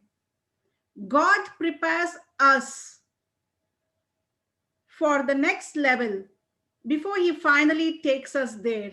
But this wonderful person prepares us before judging the speech contest. As a student, he used to like only maths and not other subjects. Later, he developed a liking for languages. We can call him as a mini dictionary which can be carried in our pockets. By God's grace, his job has always involved using both quantitative techniques and business communication. Dear audience, with a round of applause, we welcome distinguished Toastmaster Surya Narayan to train us on the topic Finalize Protest Procedure and Situation-Based Quiz. Over to you, sir. Thank you.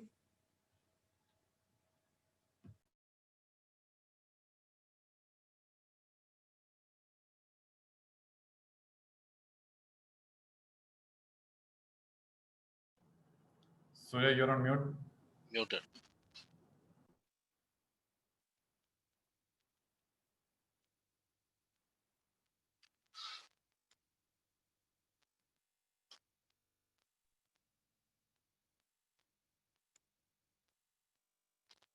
Surya, yeah. Yeah. Thank you. Now I got the permission to unmute myself. Thank you.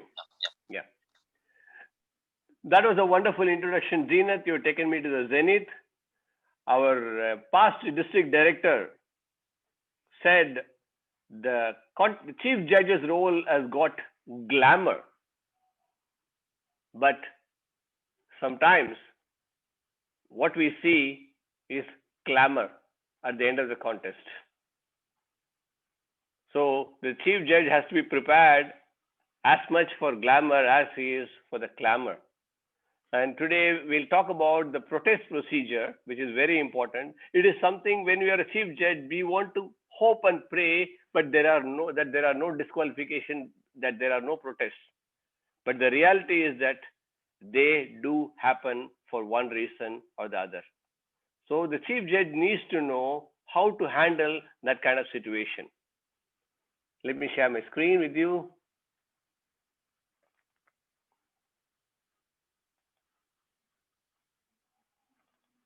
Hope you all can see the screen. Yeah. So this is the overall contest process And here sits the protest part. The protest could happen anytime during the contest when the speeches are on, but the protests are usually handled after the judges have completed their ballot. So that's why we see it at the bottom of this table. What could people protest for and who could do the protest?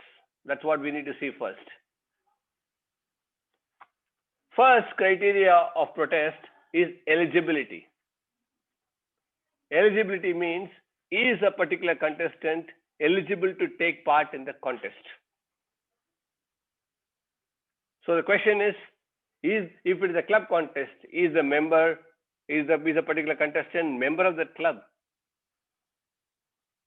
If it is an international speech contest, has he or she completed the minimum requirement? And if it is for the further levels, what are the requirements that need to be met? Is he or she meeting?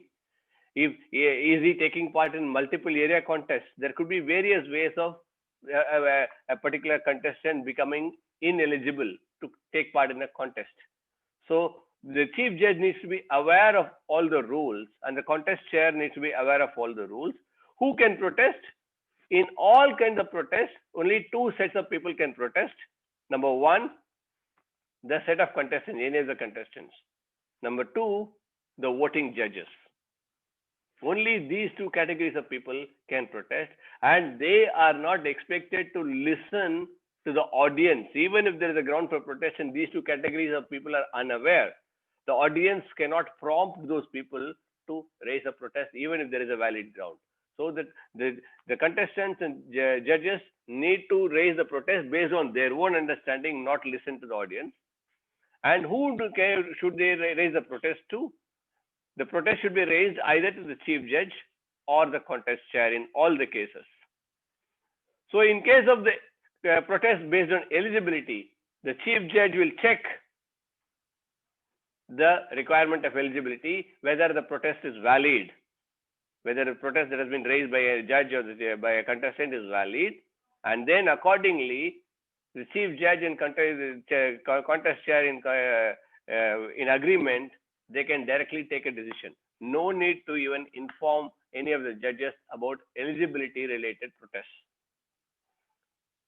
They don't need to vote, because if the conditions are very clear, if a contestant is ineligible, he or she is ineligible. No voting is required. The decision is firm. Then this is where the chief judge has to take an assertive stance. He or she should know the rules and apply the rules correctly. There are no assumptions, there are no interpretations. Know the rules clearly, apply the rules clearly, and take a decision on the spot. And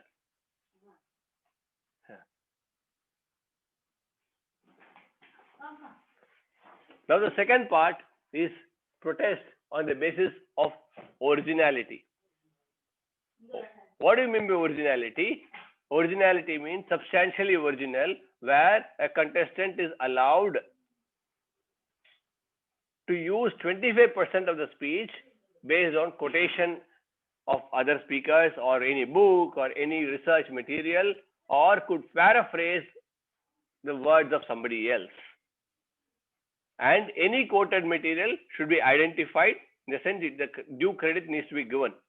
So if any of the judges, any of the contestant feels that a particular contestant is violating this particular rule, he or she could raise a protest with the chief judge or the contest chair.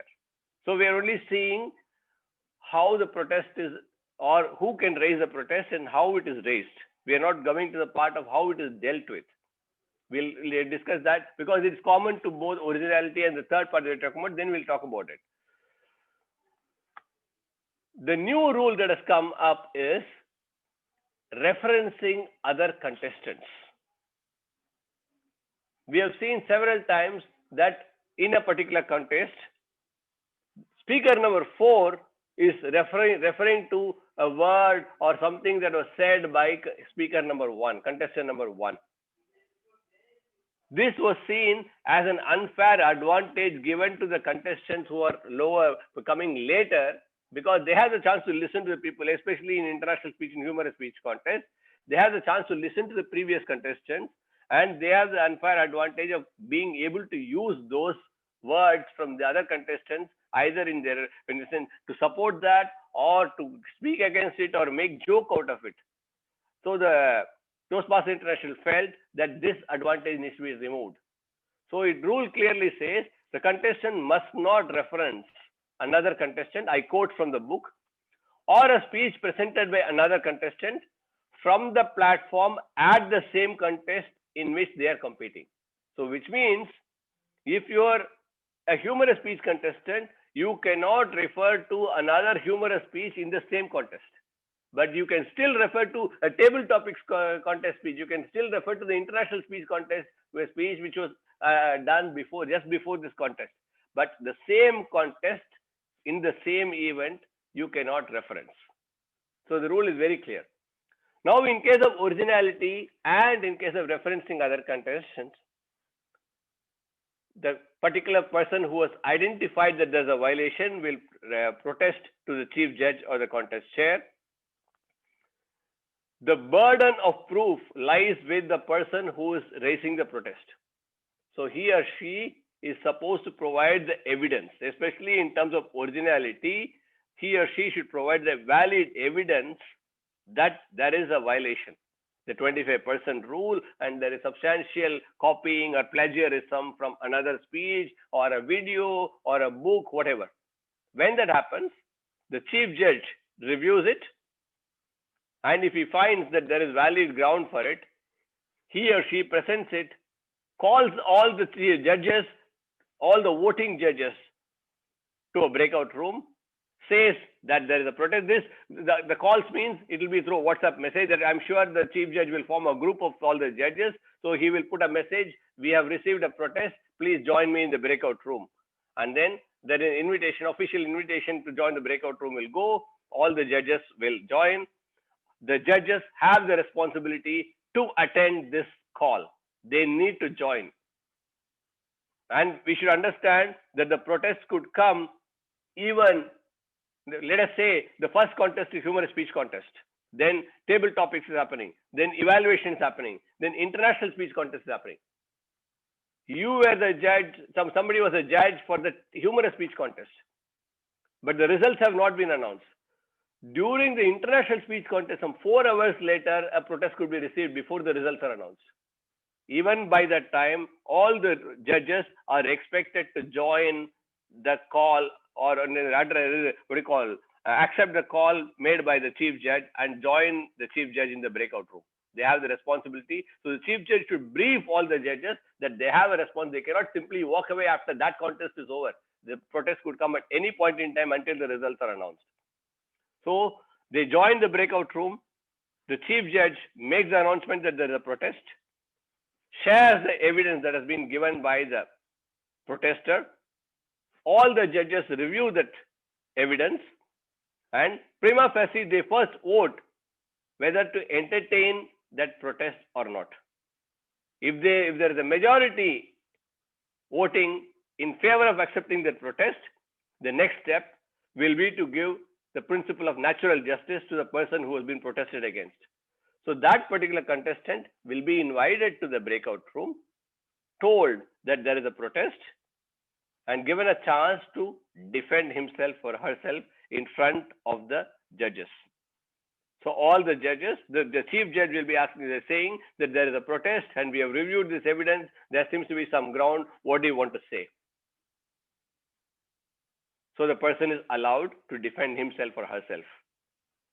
After that, that particular person is asked to leave the room. The judges convene again. This time they vote to decide whether to disqualify or not. And here again, majority is required to disqualify because it is innocent unless proven guilty. So if the number of judges is even, let us say you have 10 judges, it is 5 and 5. There is no disqualification. It should be more than 50% to disqualify. It is always good to have an odd number of voting judges so that we will not have that kind of a tie at all. But if at all we have there should be a clear majority for us to disqualify. Otherwise, the particular contestant is not disqualified. And in the sad eventuality of a disqualification being voted for by the judges go back. The contest chair, the chief judge, calls the ballot tally counters to the breakout room, announces that the discussion has been made and there has been a decision to disqualify.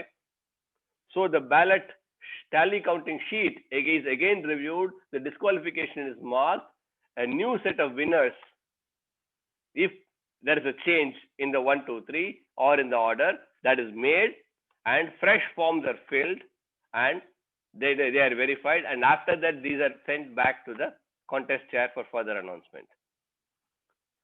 In case of time disqualification, the contest chair, there is a tick box in the result form, so that will be ticked. The contest chair will only say there was 1 time disqualification, there were 2 time disqualifications, but the names will not be disclosed. But if there were disqualification on basis of protest, no announcement is made in public. But in both the cases, be it in terms of time disqualification or in disqualification on basis of originality or referencing other contestants, that particular contestant is privately informed by the chief judge about the disqualification after the results are announced. So the contestant comes to know, nobody else comes to know about this. We should be very clear that we follow the procedures. The principle of natural justice is very important. The judges joining the protest meeting is very important. Reviewing the evidence is very important. And the burden of proof lies with the person who protested. Majority is required to disqualify. So these are the key points that we need to handle whenever we have a protest. Now, for those who are planning to be judges, those you're attending a chief judges training, some of you could be judges in other events. If you feel that there is a ground for protest, please be assertive. Please voice your opinion after you have a clear evidence. And if you're a chief judge, if there is a protest, entertain it. Don't try to sweep it under the carpet. You have to entertain a protest if it is received. There is no other go. So that's all about managing protests. We can always take any questions if there are. If you have any. Now I have a few situation-based questions. Let us see how well we are able to do with these questions. First question relating to membership continuity. X is a paid member of Club 222 and Club 333, both in Area 99. He wins a speech contest from Club A and goes on to win at Area 99. All this happens by March. Then there is a renewal. When the division contest happens in April, Club A is not in good standing, less than 8 members, though X has paid his dues for both Club A and Club B. Is X eligible to take part in the division contest? This is the question. And then there is a follow-up question. Would the eligibility change if the Club B is not in the same area or division? Anybody would like to unmute and answer this question? 2 questions, situation A and situation B. You are a chief judge. You have to decide whether to allow the contestant or not. What would you do?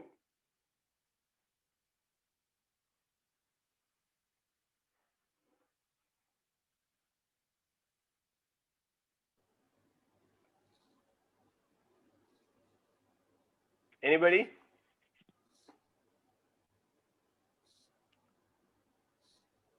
The silence is deafening.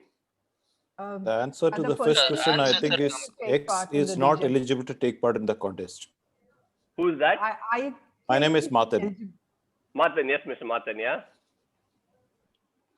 Yeah, In the first case, you are saying not eligible to take part in the contest. That's what I feel, yes. And situation B? Situation B, I have not understood that question clearly because it is in the area, the club B is in a different area as I understand. Yeah, yeah. If he has participated from club A, that is immaterial in my opinion. Okay. Anyway, somebody else was also answering? Yeah, I think the person is eligible to take part in the division contest. Yes, and the second one? Second one, I really didn't understand the question, but the eligibility should, I mean, if he is eligible, he is eligible. Even if the club is not in good standing, he should, I think it's fair to give him a chance. Okay, let us see what the rule says.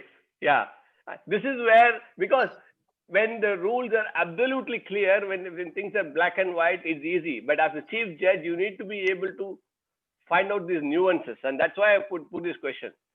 It says, the eligibility says from page number 6 of the rule book, to be eligible to compete in any official Toastmaster speech contest, a member must be a paid member of a club in the area, division, and district in which he or she is competing. The club must also be in good standing.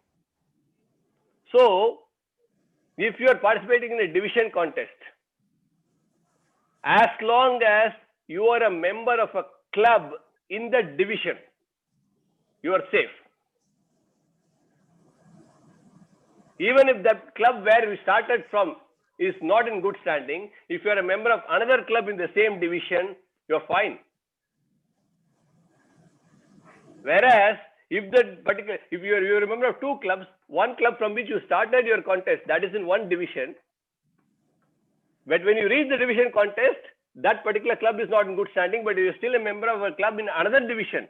You are not eligible to take part. Because in a division contest, you should be in a club in the division. You should be a member of club in that division.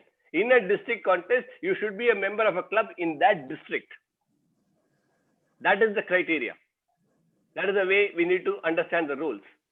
At a club level, you need to be a member of that club. But once you reach a division level, any club in the division would do. Once you reach a district, any club in the district would do. Because a club being in good standing is not in your control. So we still want to give you the opportunity to still take part in the district contest as long as you're a member of some club in the district. And that's how we need to understand the rule.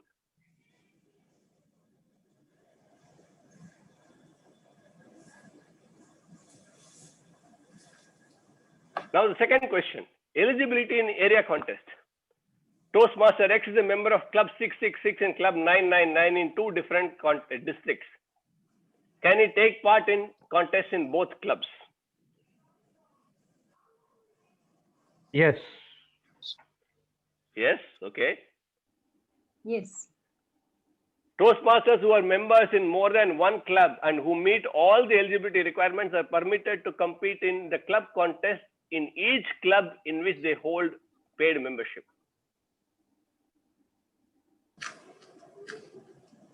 You are a member of Club A, Club 1, let us say Club 666. You participated in the contest. You went to the area level. You went to the division level also. There you lost. At that point in time, in some other club where you are a member, there is a contest. Can you take part in the club contest? You can still take part in the club contest. You may not proceed to the next level, but you can still take part in the club contest. Nobody can stop you. At the club level, nobody can stop you from taking part in the contest, regardless of where you have reached in another areas in another district. But once you reach the next level, no contestant can compete in more than one area speech contest of a type, even if the two areas are in different divisions or districts. So once you have taken part in an area contest in table topics, you cannot take part in table topics contest in any other area, in any division, in any district. You can't say that is a completely different district. Table topics doesn't progress beyond district. Why? What is the problem? You cannot ask that question. You cannot take part in the area contest in the same contest in multiple areas. But at the club level, absolutely no issue. You can take part in as many clubs as possible as long as you're a member of those clubs.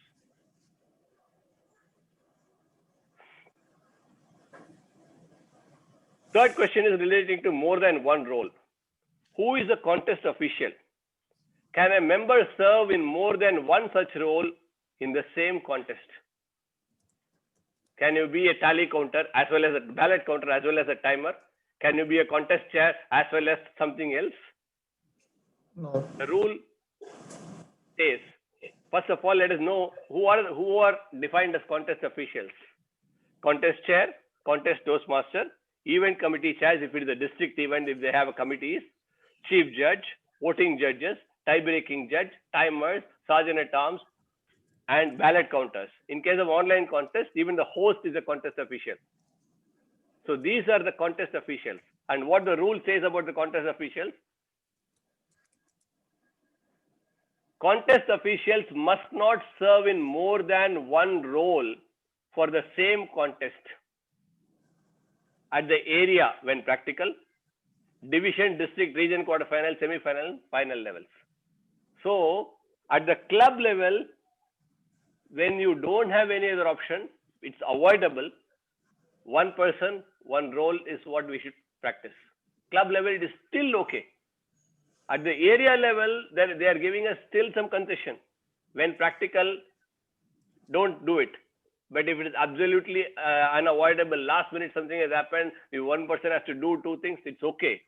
But beyond area level, division, district, regional, quarterfinal, semi-final, and so on, one person can do only one of the contest official roles.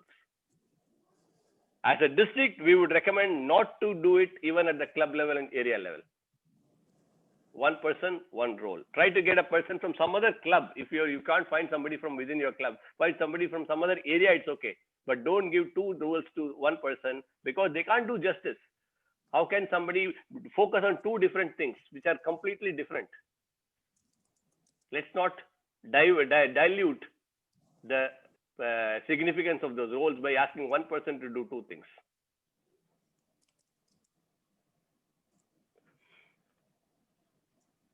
Okay, sorry, the answer also came up in this. Toastmaster Sunny is a contestant in TT contest in his club. Can he be the contest chair for international speech contest in the same club?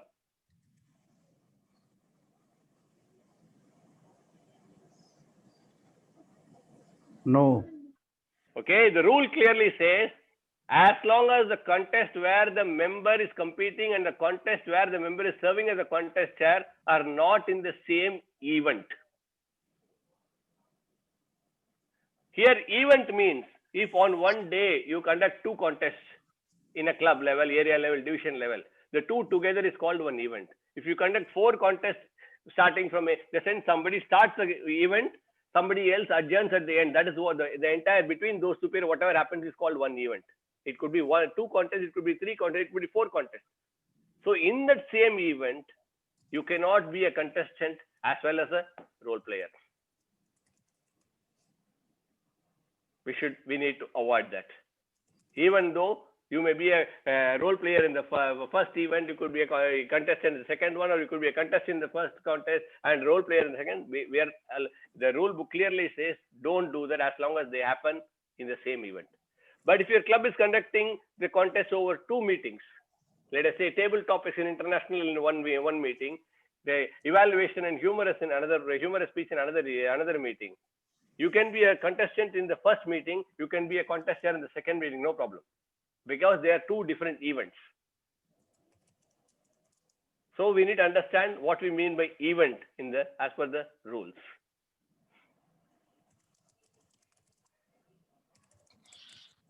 Now, can chief voting judge and tie-breaking judge be from the same club as a contestant?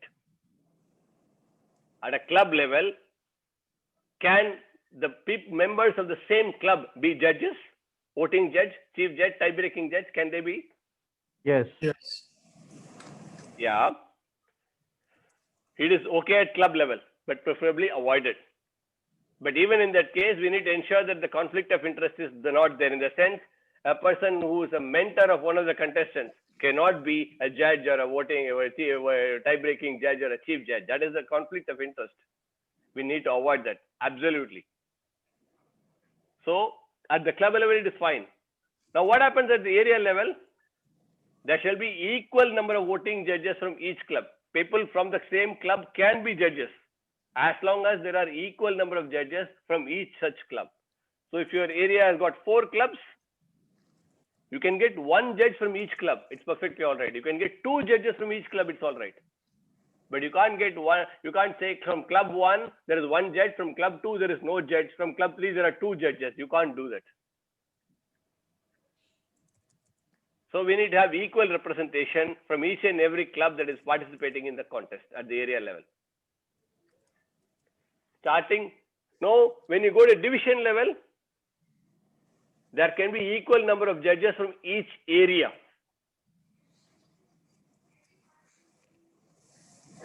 But same club has to be avoided. No chief judge, voting judge or tie-breaking judge shall be a member of any club in which a contestant is a member. This is an absolute rule. So starting from division, it's very, very clear. Member and a role player or a judge and a contestant cannot be from the same club. Can be from the same area, another club in the same area. That's only. But same club not allowed starting from division. So this is in page number 9 of the rule book. Next question, table topics. An area director attends a TT contest in one of the clubs in his area. He insists that he shall only provide the topic for the contest. Is he right? No. We have seen it happen several times in several contests over the years.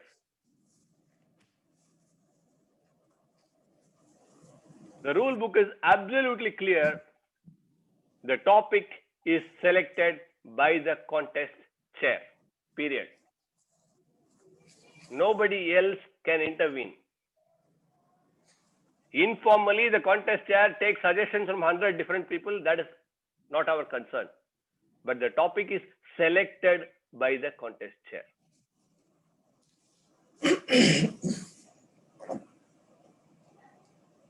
Page number 18 of the rule book.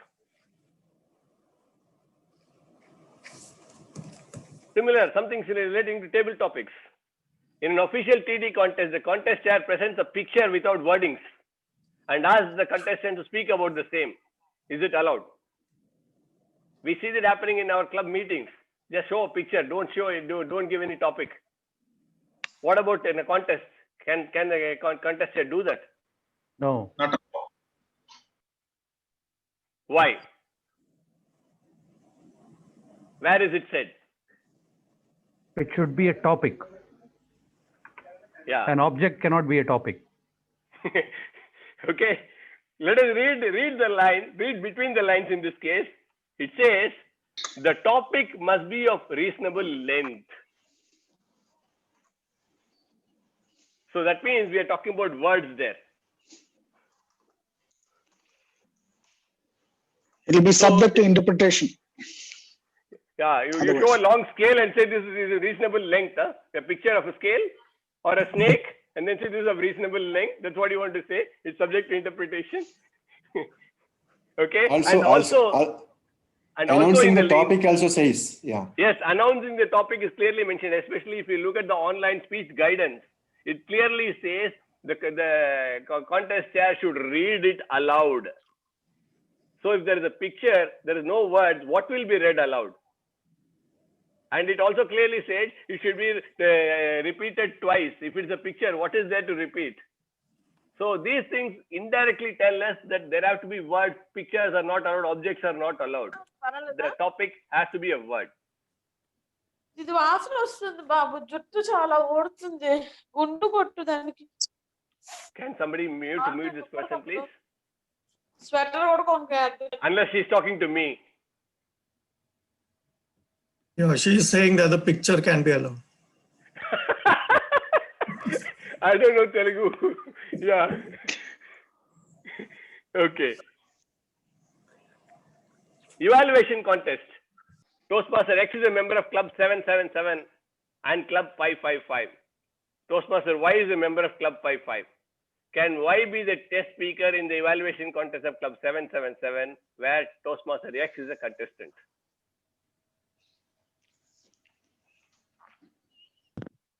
What does the rule say?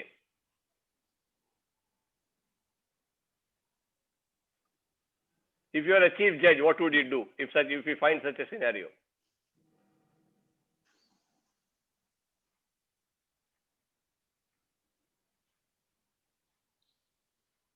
Anybody? Yusuf Vanarat, our rules expert.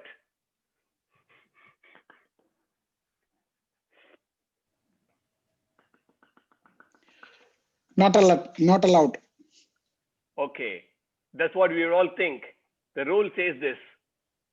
It is recommended that at all levels of the contest, the Toastmaster giving the speech not be a member of the same club as any one of the contestants. It does not say should not be, must not be, nothing is said. It says it is recommended. But as a district, we would recommend that we follow it as a rule. But the rule book does not say you should not be. Gives an undue advantage. No. We all understand that. I'm talking about what the rule book says. Okay. And I want to present to you what the rule says. How we want to interpret why we say that. We all understand the logic. That's why I brought this question to you. As a chief judge, you might be facing certain situations where you need to take a call, but we need to understand the rule rather than going by our own assumptions and prejudiced notions that we have about the rule. That's all. I wanted to share some kind of tricky kind of scenario that we might come across when we need to know the rules, what the rule book says. Now back to you, Zenith, for the Q&A session.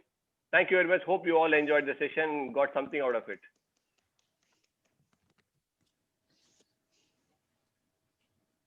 Thank you, Distinguished Toastmaster Surya Narayan. Hope today I am the Q&A host. Most of the questions are already being taken care by our Distinguished Toastmaster Surya Narayan. So do we have time to go ahead with the questions? We do have few questions.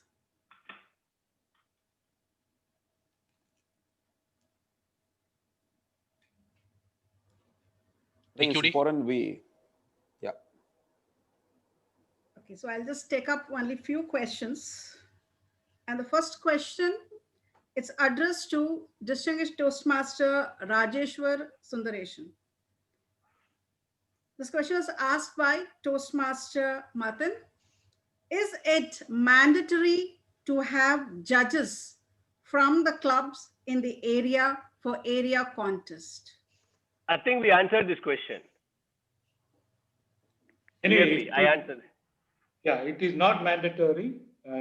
If at all you're taking one from anyone, any club, you should give equal representation to other clubs. And also, it is expected that the area director to give opportunities to members from the area so that they can develop by getting an opportunity in area contest. So it is recommended because as it would give more opportunity to members from the same area, but equal representation. That's it. Thank you, sir. And the next question, it's addressed to Toastmaster Venki. The question is asked by Toastmaster Haris Babu. Is digital signatures acceptable? Yeah, very much it is acceptable. Nowhere it's mentioned that we cannot follow the digital signature. The thing is, to have the uniformity across the district, we recommend to take the printout and fill it and send it. Because the handling the technical aspects, the person to person, it varies. To avoid any mistakes, we strongly recommend to follow the same practice all across from the area club level to the district level. That helps us. Thank you. And Toastmaster Venki, you do have one more question from Toastmaster Yusuf Vanarat. Yeah. Can WhatsApp messages from the saved contact number of the judges be treated as an official ballot? No. If I understand the question correct, instead of the ballots, they are just typing the name of the winners and sending. Is that right, Yusuf? That's what your question? Yes. No, that is not at all acceptable, because The process is then we set up a process in such a way that we comply to the rule book also. As a voting judge, they have to follow the ballot sheet and they have to write the names and tear it off and hand over to the chief judge. Here, instead of physically handing over, that's during the physical contest. When you are in online, we should be online too. but still the process is same, right? They need to fill the ballot. How will they print? Sign digitally or regular sign should be there. Yeah. Yeah, but how will people print online? You don't need to print it. No, if you have, you need to have the print format with you. Well, Venki, I think since we are online, we should think of these things to make it people easy. We can recommend that. We have experienced that in the last year also. It's not everyone. If you are comfortable, we never say that you need to follow the same process. We always say that before the contest, you set up the mode of communicating the ballots. It has to be known to the judges, chief judges, agree upon that. No, the process has to be discussed and finalized Aligned, between agreed. contest chair, chief judge, and the contest, the ballot counters and all that. That is very explicitly stated in the new digital online contest advisory or guidelines. Yeah. No, I'd like to clarify my question. First of all, when I asked for digitally acceptable signatures, we have this PDFs which are editable and where you can insert your digital signatures. Yeah. That's allowed. That's allowed. That's allowed, Harris. The thing is, practically what is happening is when you are attending the online contest, especially as a judge or a role player, you need to be technically capable to handle that. If you're okay, well and fine. But sometimes for some of the judges, they're not comfortable with that. Just to have the uniformity across the district, we want to simplify the process. What happened in digital, if you are using a PDF form, sometimes they have to change the tab from one tab to the Zoom to the PDF. By mistake, they exited the meeting. What happens? Okay, it happens technically. Yeah, Shyam. And also digital signature needs, the process of downloading the format, having a number, secret password, and all that, which somebody should be familiar with that technology and the process. Not everyone is comfortable with that. I'll just come in quickly. This is where, when I meant the orientation 2 days prior, this is the most important for chief judge. Harish, you are the chief judge. You can take a call on this. We are not saying that this is how it should be done. If your judges are technically qualified, well and good. If I'm the judge, I would love to do the judge's signature personally. And I know how to do it, so I can do it. So it's left to the chief judge to orient them in same format so all the judges can follow. Whichever format. No, the reason why I'm saying printing out a ballot and presenting it is not going to happen because on a Friday, nobody is going to search for a printer. No, but it need not be, Harris. You can go to the in the digital format. If you have snipping tool, you can take the snipping tool and send that in any form, like WhatsApp form or email. Just form. crop it and send the image, right? Exactly. Crop. You can even sign with the stylus pen. You can sign with the finger itself on the form once it is a picture. Okay. And Actually, require to subscribe. You have to pay some fees. Actually, during the eligibility form sending, you can make them to practice this one. That's what I did last year. Absolutely, orientation during the orientation. I did it last year. I asked them to send the eligibility form signed digitally and send it so that I have the time to make them practice it. I did it last year. Perfect. And again, we have closed that time when we had the real contest last time. People cannot go out for taking printouts and all, and we managed it. Now at least you can go out for printing. You need Adobe Professional in order to do the digital signatures and all that. So not everybody's got that. And people are writing in the paper and taking a photo and sending. That's also what we're doing. We are doing that. That's not actually not recommended. Yeah. We can go on to the next question. Do you have time? Thank you, trainers. And we have the next question. It's addressed to Toastmaster Shyam Sundar. And the question is asked by Toastmaster Ashokan. In case of table topics, when a contestant faces a technical issue after the topic is announced, but just before starting the speech, moving to last cannot be ideal. What may be the ideal solution? Good question. as far as table topic is concerned, it's very special. The moment the topic is read, that means the contest has already begun. Simple and plain. Though the contestant has not started speaking, but for him the contest has begun. So he would have the same rule applicable. He has to stop. He has to come back in 30 seconds, grace period of 30 seconds, and 2.5 minutes he gets his chance taken away. So there's no moving of the contestants. Did I answer that one, Toastmaster Ashok? The moment the contest, the table topics is announced, the contest has started for that contestant. Shyam, how long we can give a 30 seconds. 30 maximum seconds. Maximum 30 seconds. He has to rebound or she has to rebound. After 30 seconds, we are not going to disqualify. The time would start. The time would start from 0. The stopwatch will start. Within the 2 minutes, if he or she is able to come back and then speak for another 30 seconds, that is his judging. As I said, Chief Judge, you should instruct the judge. Even if the contestant spoke for only 30 seconds, he should be judged and given marks. Hope that's clear. Clear. Thank you, Trainer. And moving on to the next question, it's addressed to Toastmaster Venki. The question is asked by Toastmaster Rajendra. How to ensure that time protest disqualified candidate ranking is automatically removed in the Excel sheet? It will not be automatically removed. Actually, in the one of the row we are mentioning, saying that is this particular contestant has been disqualified. Once you get the report, one person has got disqualified. You can just mention so that he will not be considered for the further the considerations.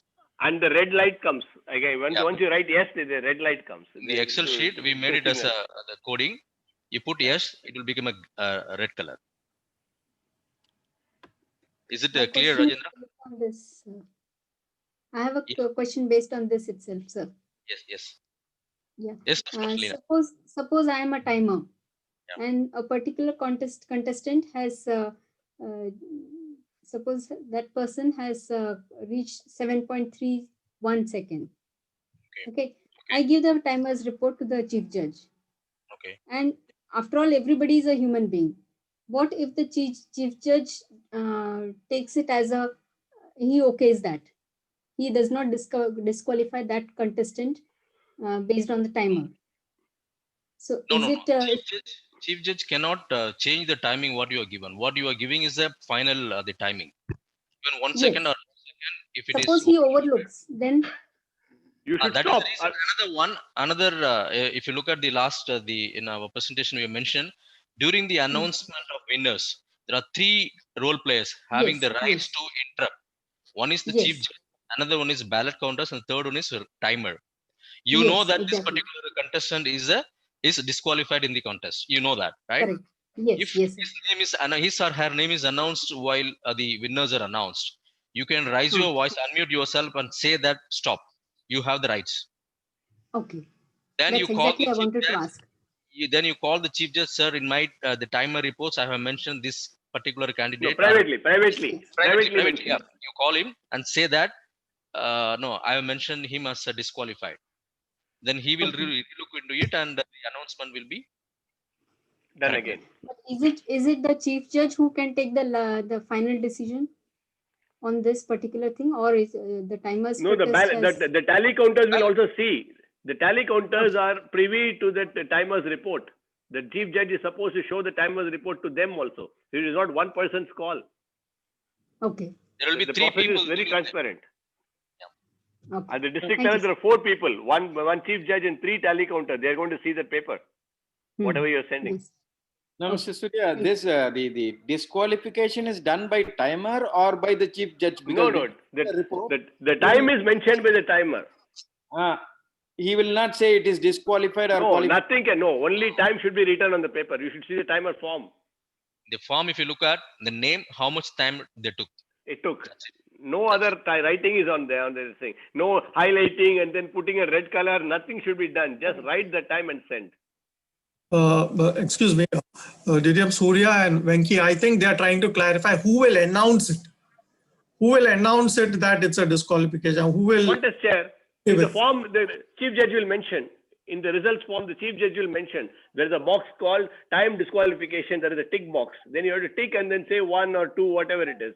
So if it is ticked and some number is mentioned, the chief judge, the contest chair, while announcing the result, will say there were 2 disqualification on account of time. That's it. If that box is not ticked, he will say, luckily there were no time disqualification. Something like that he will say. That's it. No, that's what happens. If sometimes in the results form, even if the chief judge mentioned that there is a time disqualification, the contest chairs forget to announce this. That happens sometimes. Yeah. That's why we are training them. Yeah. Venki, regarding my question. Yes, sir. See, it's all good showing red color that, disqualified on one criteria or other. Can you add one row in the bottom which says final ranking? So in that, you can put it in an Excel sheet coding where it will check those particular cell. If disqualified, then commit with 0, ranking 0. I think this can be done. No, we have done an Excel sheet, sir. We are happy to send it to you. If you can do further programming, further beautification of that, we're most welcome. We can do Surya, that. that can be done. Say, if that is the thing, I will take back my question. It is a discussion I can do. And this is being done in Mumbai also. I have shared with you last time. Because human error can happen. Instead of, rank 1, putting 3 points, one can put 1. So there can be a drop-down button. We can Somebody can do put that. 4. We can do that. It just, I believe this is an open discussion and you take it that way.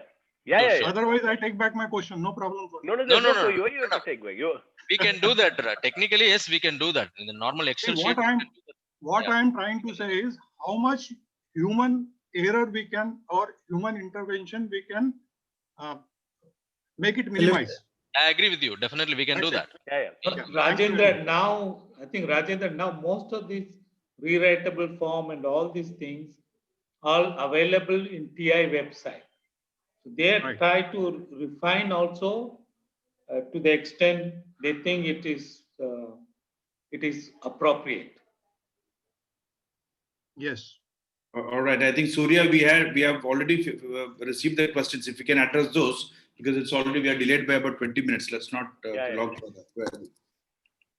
If you have any questions, Zeenath. We do have ample of questions. Hope looking into the time constraint, can we move to the end of the session? Yes. I think you can go to the question quickly. Probably our answers, we can keep it short and we will not have a discussion, so that we'll take the questions. So given the respecting the questions. Any important question according to you, Zeenath? If you're, we do have an important question. It is addressed to Toastmaster Shyam Sundar by Toastmaster Sunil Kumar. What exactly is the speaking area that the chief judge has to agree with the contest chair in an online contest? Brilliant question. Kudos to that question. As we say, it's a virtual speaking. For example, for me, if I take this is my virtual speaking area. So if we fix this to all the contestants, every contestant would have the same virtual background. So there's no rule that it should be 30 centimeter and 40 centimeter, because unfortunately the laptop can be moved any further. I think Sunil knows that better, because when he was doing that, his DTAC, his laptop was further on so that his full body could be seen. But from World Champion of Public Speaking, what we learned is that's not required. So that's a learning for every one of us, including us, isn't it? So here the full half body is good enough, and this is a speaking area which we'll fix. And the point which I was trying to make is this: let's keep it uniform for all the contestants. So unlike last time where we had speaking area different from different contestants, this time I think we should go to next step, keeping the speaking area same. Shyam, I think the new online speech contest best practices, the document is going one step further. It is saying for each contest, the chief judge, contest chair, and the contestants agree on what they define as speaking area. In fact, they go to the extent of saying putting corner markers.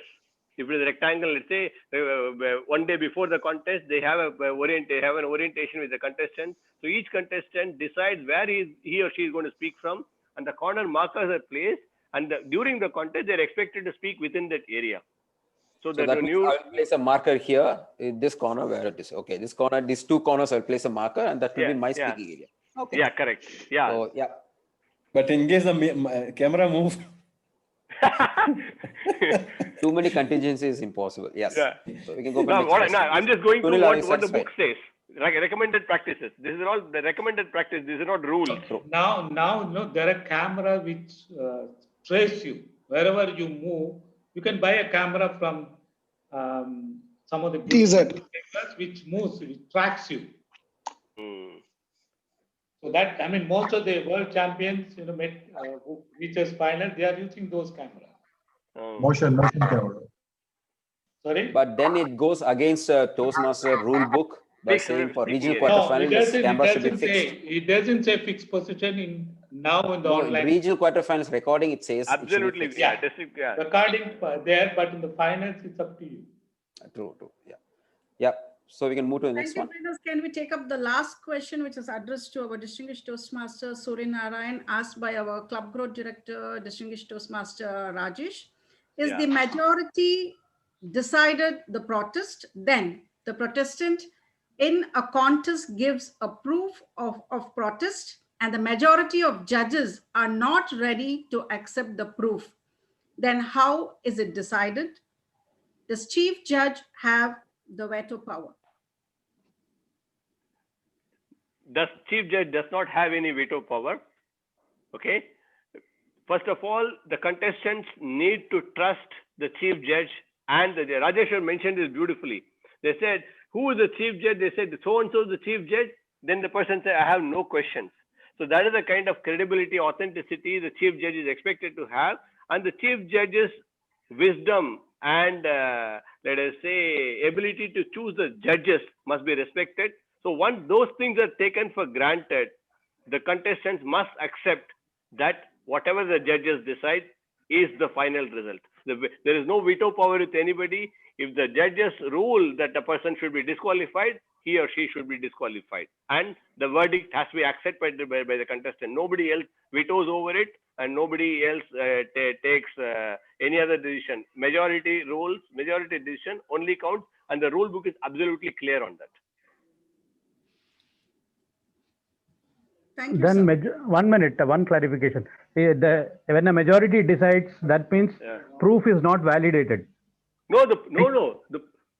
My question was, I think the proof is heard too. After that, only they vote. No, that is what I'm asking. If a group of judges thinks that okay, he should be made as winner, so that that proof is not been agreed by other judges, they comes on a majority of opinion. We are not going to accept that proof. Okay. That proof is valid and correct. How you take it? No. But why would a group of judges chosen by the chief judge do even such a thing? If you think that the judges will gang up and evict a contestant, that's a wrong premise that you're starting from. As a chief judge, as a voting judges engagement manager, I will not accept that any chief judge or any group of judges will do that. You are the club growth director. You ensure that you are the people who are chosen to be chief judges and judges don't do that. It is your responsibility. So just an associate question: is the chief judge has the right of casting vote? No, only voting judge, not even a tie-breaking judge. Only voting judges will vote. In case the equal votes comes, then no disqualification. I already said that. Okay. Majority has to be there. Yeah, I'm proud to say now that the person, the judge I was referring, chief judge I was referring to, is none other than Yusuf Manara. Surya ji. Yes. Surya ji, one question. Suppose if one or two judges have left, after giving the ballot sheet, and then there is a protest. Left means where left day? Okay. That means suppose they have left the virtual meeting, and there is a protest, and how do you handle? Because you need 50, so the present judges to be considered, and 50% should be taken, or we have to get those judges somehow. If not, then what? The judges, that's why I'm saying the judges must commit to be present if the protest is there. But suppose there is a technical failure in that question, they are committed, but there is a technical failure, then what? Then available judges. Yeah, but even in that case, that is why we always say, Sunita, if the rule book says 5 judges, voting judges, get 8, get 9, so that you at least have 5 people to vote on this.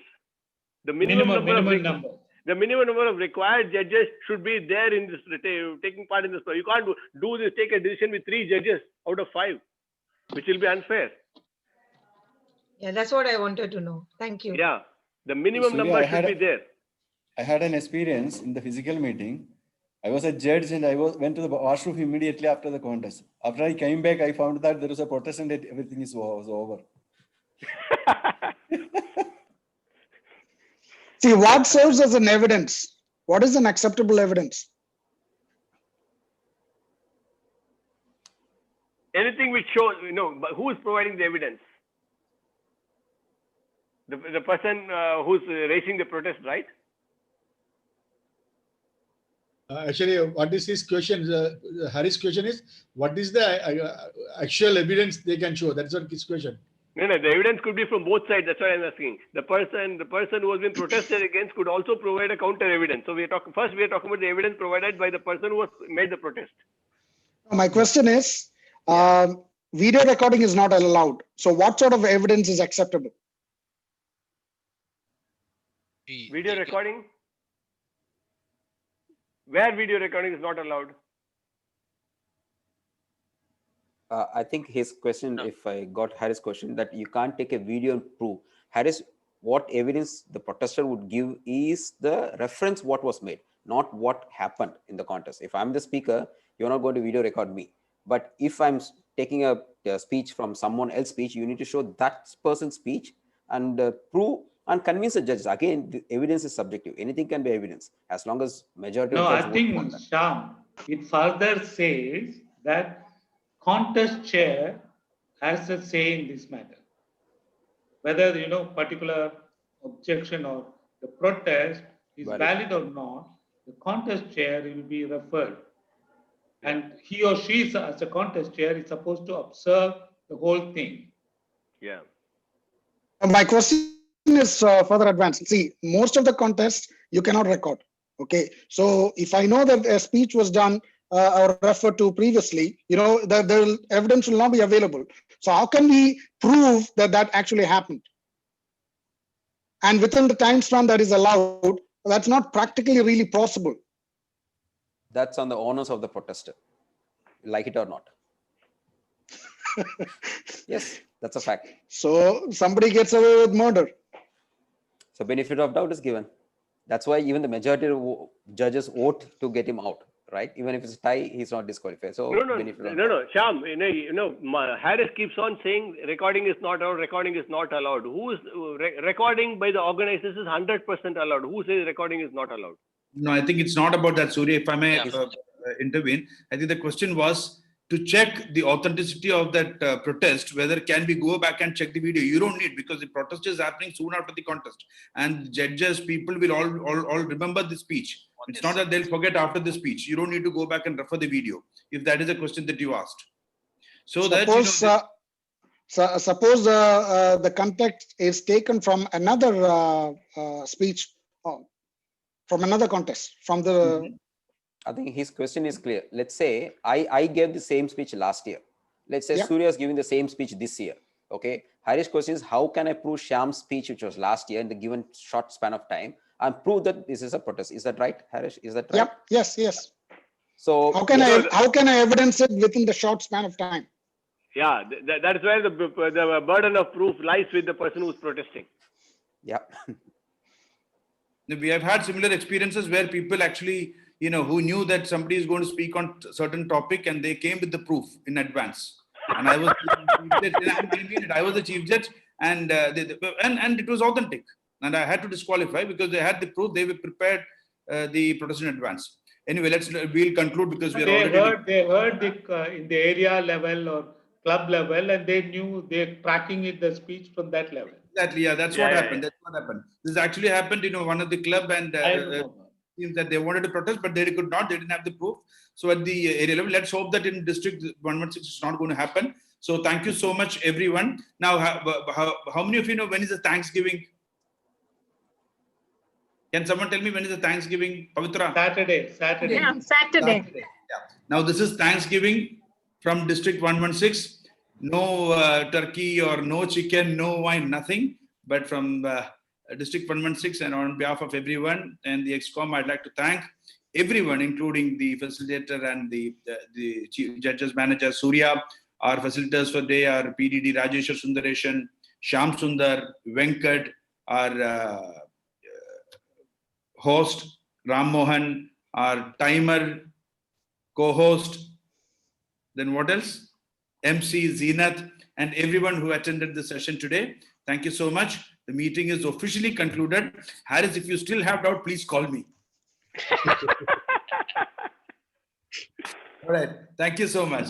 Now I'll charge $10 for each answer.